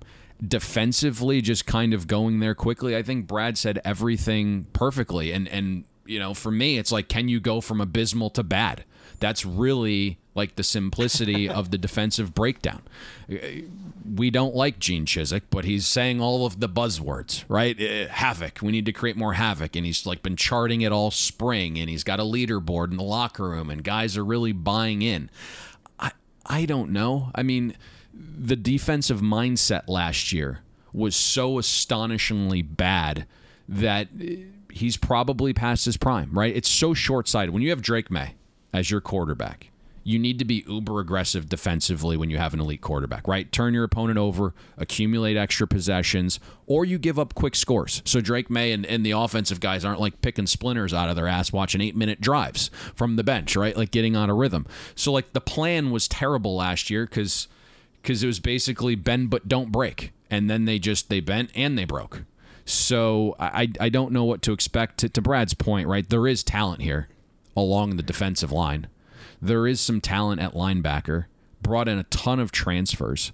But it comes back to the overarching point that the coaching staff is not good. Like UNC brought in 12 blue chip front 7 players from 2020 to 2022. 3 recruiting cycles. Some are gone. Most haven't developed. And so when you're recruiting that many blue chip players and your defensive line is outside the top 120 and line yards allowed and havoc created and passing down sack rate last season, I don't know what to expect, right? They're saying they're going to be more aggressive. North Carolina said this was the most physical camp that they've had during Mac Brown's tenure. So, let's see what this looks like. Charlton Warren was hired as a co-DC and defensive backs coach. I think that might be the saving grace. Like Kirby Smart thought he was good enough to hire him as a defensive backs coach. Spent 2 seasons at Georgia, and then Tom Allen, who's thought of being a very good defensive mind, made him his defensive coordinator at Indiana. So that's maybe the hope, is that Charlton Warren has a little bit more influence defensively, and this unit can go from abysmal to bad. And if the offense doesn't lose a step, then you might have a chance to get to 8-9 wins. Last thing, you mentioned 8-9 wins. Brad, when you look at North Carolina's schedule, it doesn't look overly complex, especially out of the gates, but not a whole lot of gimmies through their first 4. South Carolina on a de facto neutral field, a home date against Appalachian State, a return meeting from last year's 63-61 thriller. Home game against Minnesota that's going to test that defense's ability to get physical and slow down a power ground game, and they'll start ACC play at Pittsburgh before they go into a bye week. As far as their overall body of work, what sits in front of them when you look at North Carolina, how does it sit with you? There's no one that really scares me if I'm a North Carolina backer, other than the road trip to Clemson. I mean, that's their only clear underdog role. I do have, 5 games where they're going to be less than a touchdown favorite. My expectation is we're going to probably see a lot of what we saw last year, where they had 9 games that were decided by 1 possession. Probably going to get a lot of that, at least of what I have lined currently. Going to see a lot of that. The good thing, though, we're going to find out immediately what this North Carolina team can be right out of the bat. I think a good data point is that South Carolina game. Really important game. I would think at least on the Saturday slate. Obviously, LSU, Florida State's on Sunday, but that Saturday slate, I would argue that North Carolina South Carolina game might be the best game from a competitive aspect on 2 relatively quality teams of the entire day. Yeah, huge measuring stick for 2 teams that obviously want to climb the pecking order. South Carolina and the SEC trying to capitalize on some of the momentum that Payne referenced towards the top in terms of recruiting and what they did to finish last year. And North Carolina obviously trying to right the ship for everything that went wrong over the latter portions of the 2022 schedule. From North Carolina, though, to their in-state rival in Raleigh, the North Carolina State Wolfpack's win total sits at 6.5, shaded to the over at most spots. When you look at their odds to win the ACC, I've seen as low as 12, upwards of 18 out there. Obviously, shop around for the best available price. Brad, when we look at NC State, they become one of the biggest beneficiaries, in my opinion, of no divisions. They don't have to go through Clemson and Florida State annually. Obviously, still going to be a thorn in their side, but it's a little bit of a different dynamic. And what I found interesting is that Dave Doran's quote, "This year's team has more to prove probably because of the lack of returning starters. Maybe it puts a bigger chip on our shoulder and we do fairly well in that landscape." People last year had talked about NC State with Devin Leary potentially being a dark horse, not just ACC contender, but national champion if everything broke the right way. You look at Doran, 72 victories, second most in school history, and his 8 bowl bids are the most of any Wolfpack coach. They produced 19 first-round NFL draft picks, including 3 in the last 6 years, but obviously pressure continues to grow. It's put up or shut up time. Does this North Carolina State team have a ceiling significantly higher than their win total suggests? I don't think so, because I just don't see it from a player personnel aspect watching the spring game. I don't see a lot of difference makers. I do like to hire the Robert Anai from Syracuse, who was, previously the long-term OC at Virginia, has familiarity with Brennan Armstrong. I'm not as big of a Brennan Armstrong guy as maybe some other people on this podcast. I don't think he's as bad as what he was certainly a year ago, but I also don't think he's as good as maybe what he was. I think the reality is probably somewhere a little bit in the middle from what he's shown the last couple of seasons. Running back position, I mean, their top guy didn't even have a single rushing touchdown a year ago. Top 2 wide receivers are gone. Offensive line doesn't wow me. They're going to be, it's going to be a different offensive system. I mean, they're going to throw a hell of a lot more than what they have, under Beck last few years. So I'm anxious to see what that looks like. One thing I do like, though, I think one of the more underrated coaches in the country as far as a coordinator, Tony Gibson, does a really good job on defense. I mean, they were top 20 in scoring, rushing, total defense. They do lose some guys, but they at least have enough back where I think they can be at least a solid. They're not going to be as good as last year, but I think they'll be another solid defense. We'll see if Peyton Wilson can stay healthy. This is like his 10th year, it feels like, at linebacker. There's enough there, and I'll say one thing overarching. Boy, it's a really good year to be a Wolfpack season ticket holder. Notre Dame, Clemson, Louisville, Miami, North Carolina, all at home. I mean, they've been a really good home team, 16-1 their last 17 home games. But, man, that's going to be put to the test this year. I mean, Payne, you can attest to the home field advantage created at Carter Finley Stadium. It's traditionally been a house of horrors for your beloved Florida State Seminoles. But when you look at NC State top to bottom, I mean, Brad provided his outlook both on the offensive and defensive side. If you can fill in some of the gaps or areas for Wolfpack fans to be optimistic or a little bit pessimistic about what their season outlook might be capable of achieving.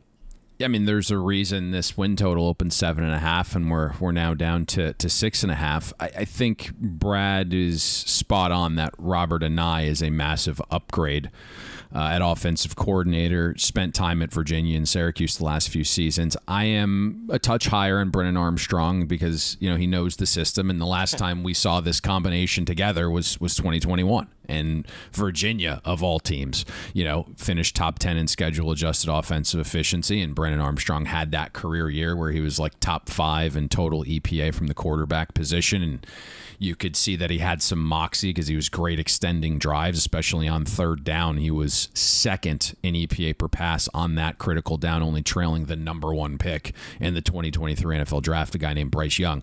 In terms of like the biggest game of this season that year, max EPA 38 against UNC. So he was an absolute animal running Robert Anae's system. I think that provides maybe the glimmer of hope is the scheme is better, that Brennan returns somewhat close to that 2021 form. And I think Brad's spot on. It's probably somewhere between 2021 and last year, although, boy, that Virginia offensive line last year. And Tony Elliott's a complete dud. So we weren't expecting much from Brennan Armstrong. But I think you look at the rest, like NC State just loses a lot everywhere, right? Its top 3 graded O linemen are gone.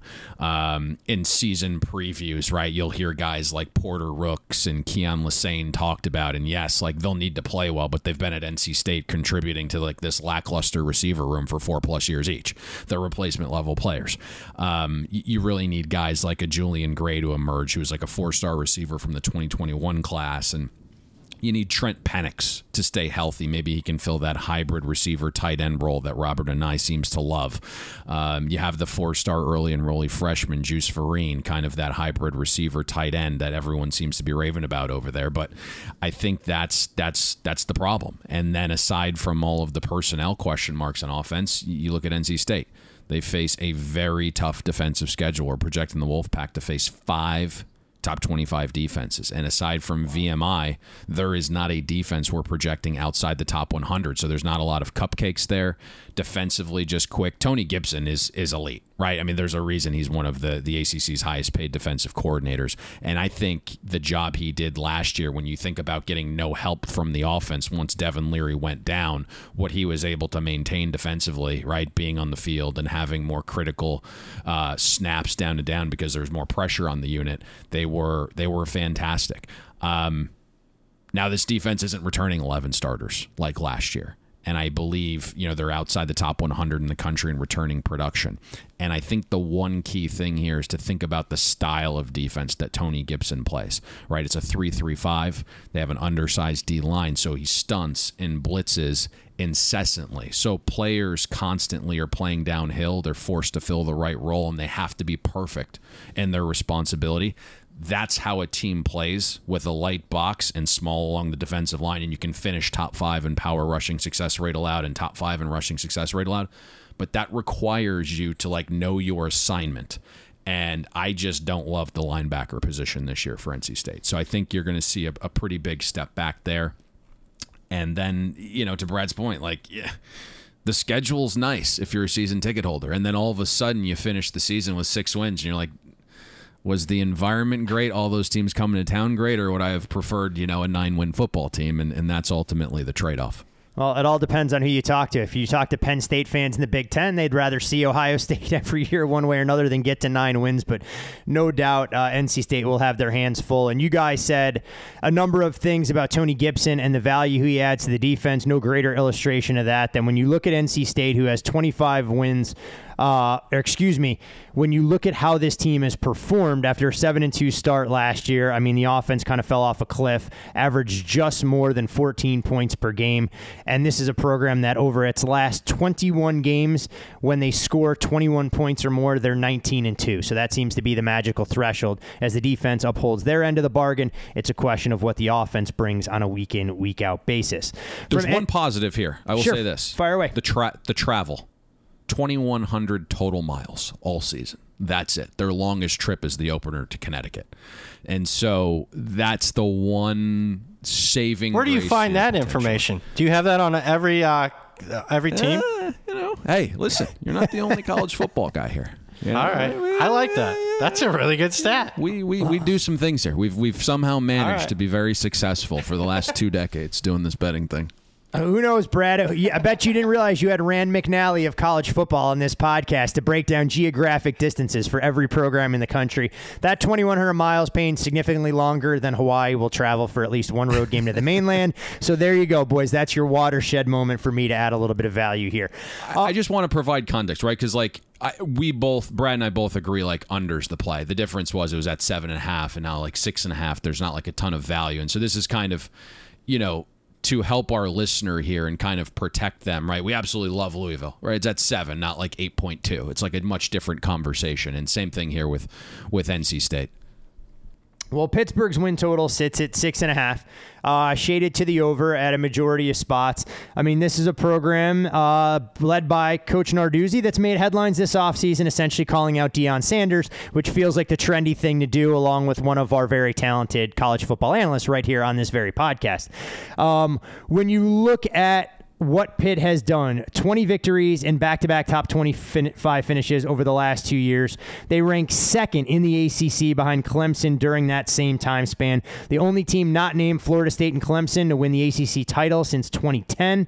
Only Clemson and Florida State had more players named to Athlon's all-league team coming into this year. 6 players drafted this past season, placed them 5th amongst all college programs, and they're doing significantly better in terms of recruiting Western Pennsylvania, which we know can provide a lot of spots. Still work to be done, though, if Pitt's going to steal players away from Penn State. But you do lose an awful lot of production. Your leading passer, your leading rusher, your leading receiver, and pass rushers, both starting safeties, all gone. Schedule-wise, you avoid Clemson, NC State, and Miami, but you also don't get a rebuilding Georgia Tech or Virginia on the flip side of the coin. Brad, when you look at Pittsburgh, a transfer quarterback and Phil Yurkovich comes in. We know he didn't meet lofty expectations last year, Chestnut Hill, whether it was because of his own merits or struggles, or the fact that he basically had a turnstile in front of him, a quarterback that was constantly under duress. When you look at Pitt, what are some of the expectations for the Panthers coming into this year, trying to figure out exactly where this team will slot in the ACC pecking order? Yeah, it's, let's talk about the program. I mean, they have won 20 games the last 2 years. I know, they had, a first-round draft pick at quarterback 2 years ago, but they didn't last year, and they still somehow won their last 5 games of the season when it could have went south. And they were even, hadn't dealt with some quarterback injuries where they had to go to third-string quarterback at one point a year ago. And speaking of quarterbacks, I think Jurkovich, provided if he's healthy, and I think having a much better offensive line in front of him than what he's had the last couple of years at Boston College should keep him more upright. I think he's saying all the right things. Keep in mind, I mean, this is his 3rd college, but he is originally from Pittsburgh. That's where he played high school. When he is healthy, he's got a strong arm, can be a little bit mobile, can stand tall in the pocket. I think it's an upgrade at quarterback in Jurkovich, and I really like that he has familiarity with the offense coordinator, Signetti, who was his OC at BC in 2020 and 21, where he had a little bit more success than when he had, the injury-riddled season a year ago. You mentioned a lot of the losses. I don't think they're as significant as maybe what they perceive to be on the surface. Sure, Abanikanda was a great running back, but man, he didn't play in the bowl game, and Rodney Hammond did just fine. I mean, the entire team did just fine. I sold them in the bowl game, and they did just fine without a lot of these guys. And, I think they have enough weapons at wide receiver, even though they lose their leading wide receiver in Jared Wayne. It's not like you lost Jordan Addison like you did a year before. Mumpfield will be fine. I think they have one of the better tight ends in the ACC in Bartholomew. Defensively, I mean, certainly they lose stars, but it seems like they lose stars every year. Yep. And somehow they find guys that I have no idea what their name is coming into the season, but at the end of the season, they're first team all ACC, and within 2 years, they're getting drafted in the 1st or 2nd round. So, yeah, I mean, you lose a kid like Cansey, who was the ACC Defensive Player of the Year. That stinks. He went in the 1st round. Servassier Dennis has been a mainstay for him on defense the last couple of years. They lose him, but I'll go to a quote and look. X's and O's, and as far as embracing analytics, I mean, I'm not a big Narduzzi guy, but I think he's kind of a meathead, obviously. But I will say this, and I agree with this quote that was in Athlon. And talking about the coaching staff, they recruit very well to fit their needs and culture. They're good evaluators, and I think they are. So, and I think Narduzzi can coach defense, obviously. So, I think it's not, we talked about North Carolina being high volatile. This isn't volatile. I think the floor, we know what the floor is going to be. It's going to be 6-6, 7-5-ish. And, you know, if they catch a couple breaks, Jurkovec stays healthy, then maybe they can win 8-9 games again. You know, Pitt, when you look at their odds to win the ACC, widely available in the low 20s. Payne, if they're going to be a legitimate contender and be able to throw their hat in the ring and take a step up and compete with the Florida States and the Clemsons of the world, what are some of the things you're looking for with this team? You know, Brad obviously highlighted Jurkovec and providing an upgrade at the quarterback position compared to what they didn't get from Keaton Slovis a season ago. But defensively, that's kind of been where this team's bread is buttered. They generate pressure up front. They're a little bit loose in the back as far as their coverage if they're not able to get home. But there is a little bit of reason for optimism with some talented defensive backs, at least in the mix. I think the optimism is potentially more of the betting side, right? I don't know if you're competing with tier 1 of the ACC this year, right? Obviously, Jurkovec is a big addition. There isn't going to be that transition period because he knows, you know, the system quite well. Defensively, when you look at Pittsburgh, basically what Brad said, right? They're able to find guys that fit their system, and they do a very good job developing these guys because they just continue to grow year after year. I think that's the one part of Pittsburgh's really that just goes wildly underrated. I think when you look at this unit, right, it doesn't look in horrible shape defensively for, you know, 7 guys leaving and returning for the NFL. And, you know, you're outside the top 100 nationally in returning production. I just think that they do a very good job finding fits and developing their guys. So it is going to be impossible to duplicate their D-line production when you look at, you know, the combination of front 7 and secondary guys leaving. But, you know, Pittsburgh was a unit that was top 10 in defensive line yards allowed, top 20 in havoc created. Do they take a step back and fall into like the 25 to 40 range? That seems pretty much where this team's, you know, is probably going to lie here. I do think there's some areas where potentially they can get a little bit luckier, right? When you look at how good that defense was a season ago, you know, they were outside the top 50 in points per opportunity allowed. So anytime their opponents had a 1st and 10 from inside the green zone, Pitt allowed over 4 points per trip. So you clean that area up and maybe the regression won't be as bad. I just think, you know, when you look at this unit, and team in total, they lose a bunch, but it feels like the market's already adjusted for that. I mean, you think about what we did last year on this podcast, right? We went under 9.5 wins on Pittsburgh, was the best bet. We traditionally said, right, to Brad's point, this isn't a 9-win program. It's more of like a 7 or 8 win program.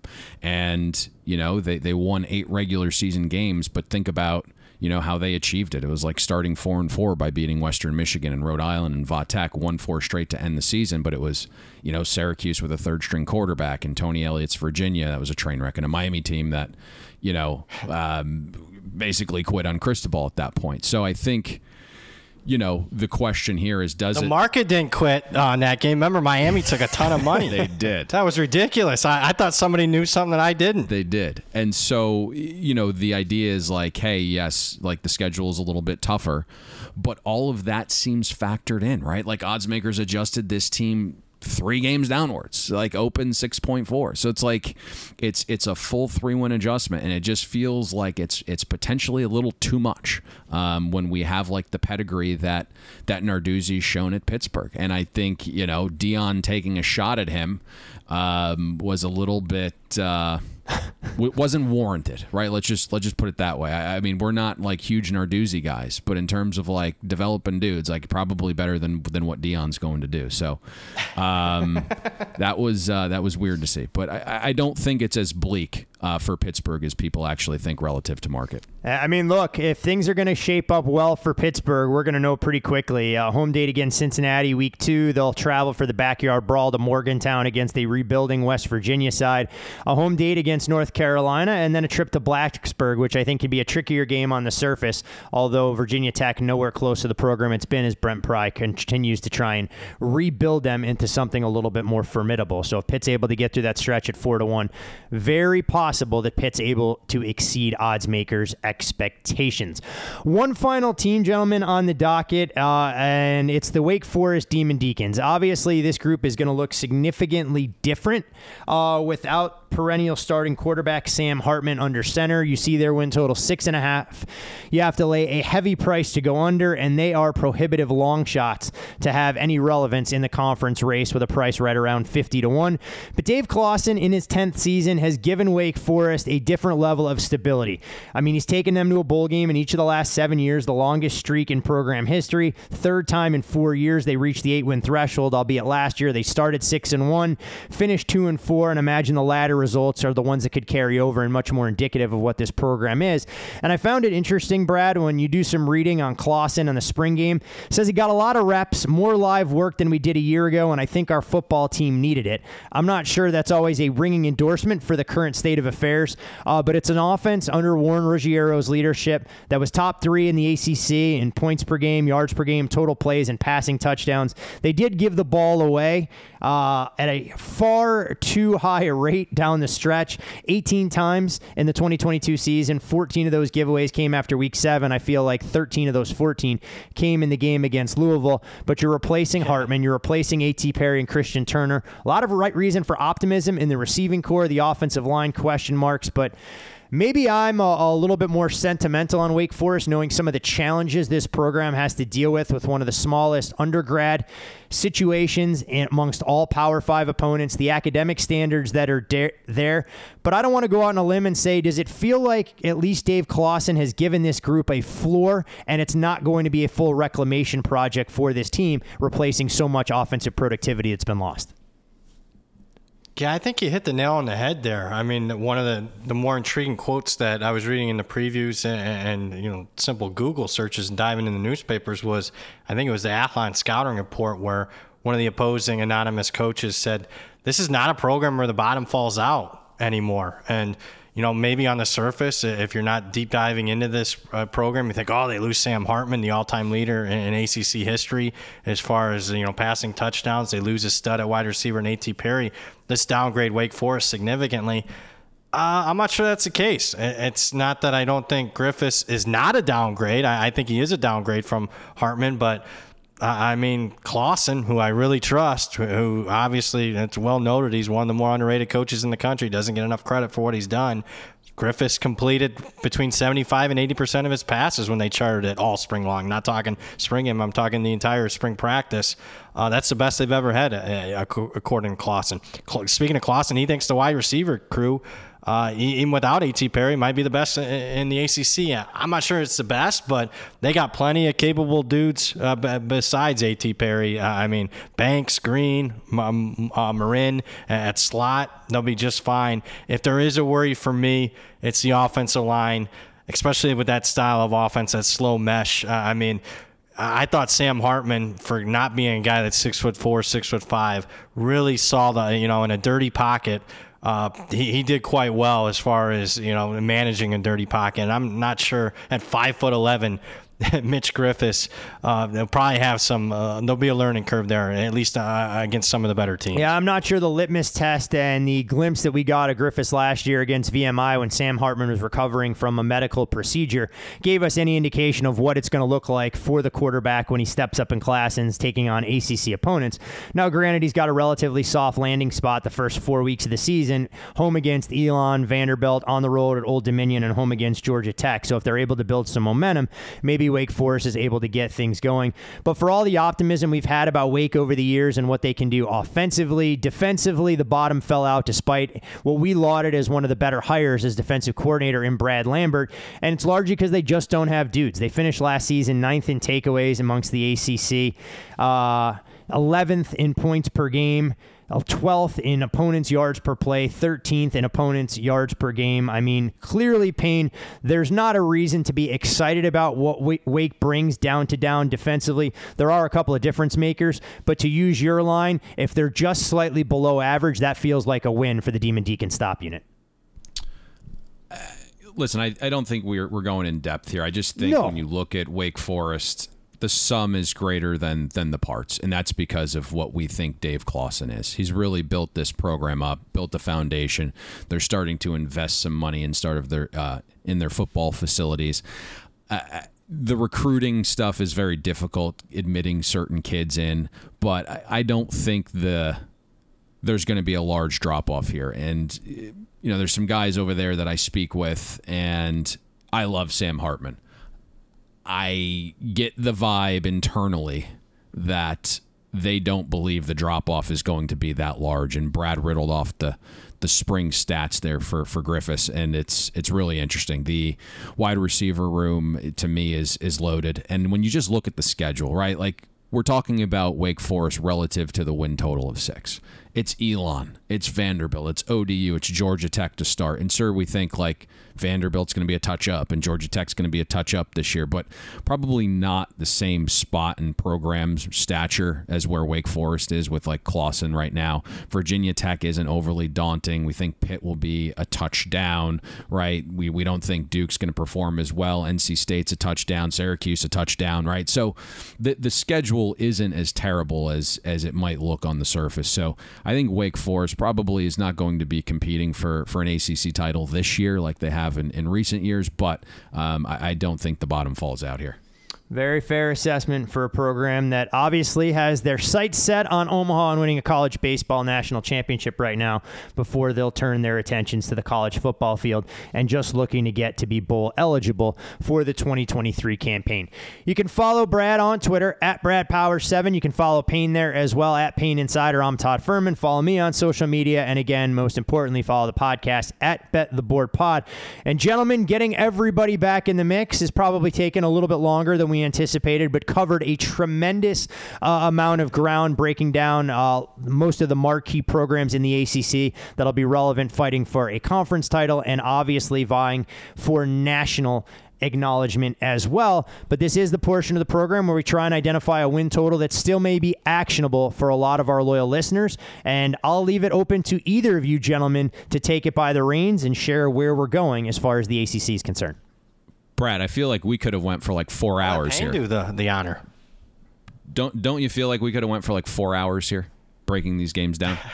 I mean, we can always go for 4 hours with the power conferences, and that's completely neglecting the Virginia Techs, the Syracuses, and all that Tony Elliott slander that you want to get out before we talk about what's transpiring in Charlottesville. Yeah, I mean, so the first question I think Brad and I have for you is before we give out the best bet, are you dealing any teams under 13? Because that'll make this mission a lot easier. You know what? San Jose State, I've already max bet under 13 wins, so unfortunately you guys will not be able to get to the window and get the same errant number that I offered up when we did the Mountain West. So joke's on all of you. I got more liability and exposure for the San Jose Spartans than anybody in the country, so all of you guys can take it and shove it.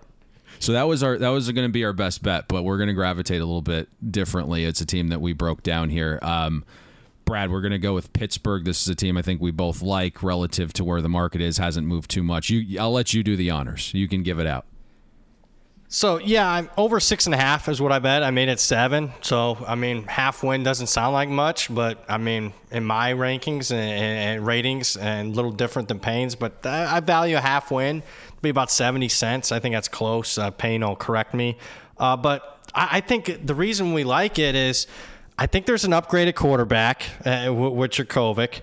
And the losses aren't as big as what the market's making them out to be, particularly on offense. And then defense, I just trust Narduzzi on that side of the ball and Randy Bates. And schedule, to me, is not overwhelming. I could see this team being as favored in as many as 8 games. Does that equate to 8-4? No.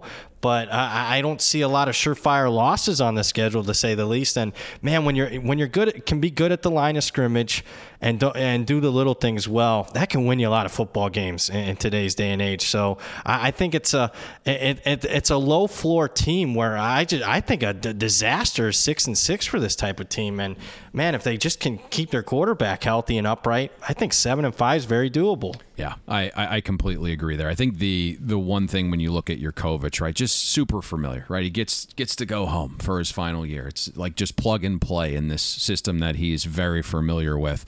And you look at what Pittsburgh was offensively last year. I mean, like, you could hit the occasional explosive pass, and Slovis graded out well when he was throwing it like 20-plus yards down the field, but there just was zero down-to-down consistency in Pitt's pass game. It was like 70th in schedule-adjusted success rate. So I think you're going to see a big, big upgrade at quarterback. Keaton Slovis was also a pocket statue. So I think Jurkovec upgrades the athleticism in that room as well. And so I think when you have the 3-game discrepancy year over year, where odds makers have like fully accounted for the losses, but you're also upgrading the quarterback position, just makes a world of sense. So Brad and I both saw value in Pittsburgh over 6.5. We'll call it minus 145 here for grading purposes. This was the win total that he bet, our group bet, and is still available here for public consumption for our listeners. And if those folks that find themselves fast-forwarding to the end to listen to the best bet first want a little bit more in-depth dive, we have that all-time stamp for you readily available to learn more about how exactly we feel Pitt will go about achieving a 7-5 record at worst in the 2023 season. All right, gentlemen, we've done plenty of damage for today. You guys have anything else you'd like to share on the ACC before we shift our focus to Big Ten country same time next week? No. Payne? Anything? Silence is golden. All right. On that note, gentlemen, appreciate the contributions as always. Rate, review, subscribe for all of you loyal Bet the Board listeners out there. Make sure you're sharing with friends, family, coworkers. Start spreading the gospel that is the Bet the Board College Football Preview Series, but most importantly, with a Pittsburgh Panthers win total ticket over the posted total. Hopefully we'll see you at the window. Thanks for listening to Bet the Board. You can catch Todd and Payne every Monday, Wednesday, and Thursday during football season, breaking down the biggest NFL and college football games. And to make sure you don't miss any free best bets, subscribe to Bet the Board on iTunes, Google Play, Spotify, or wherever you listen to podcasts.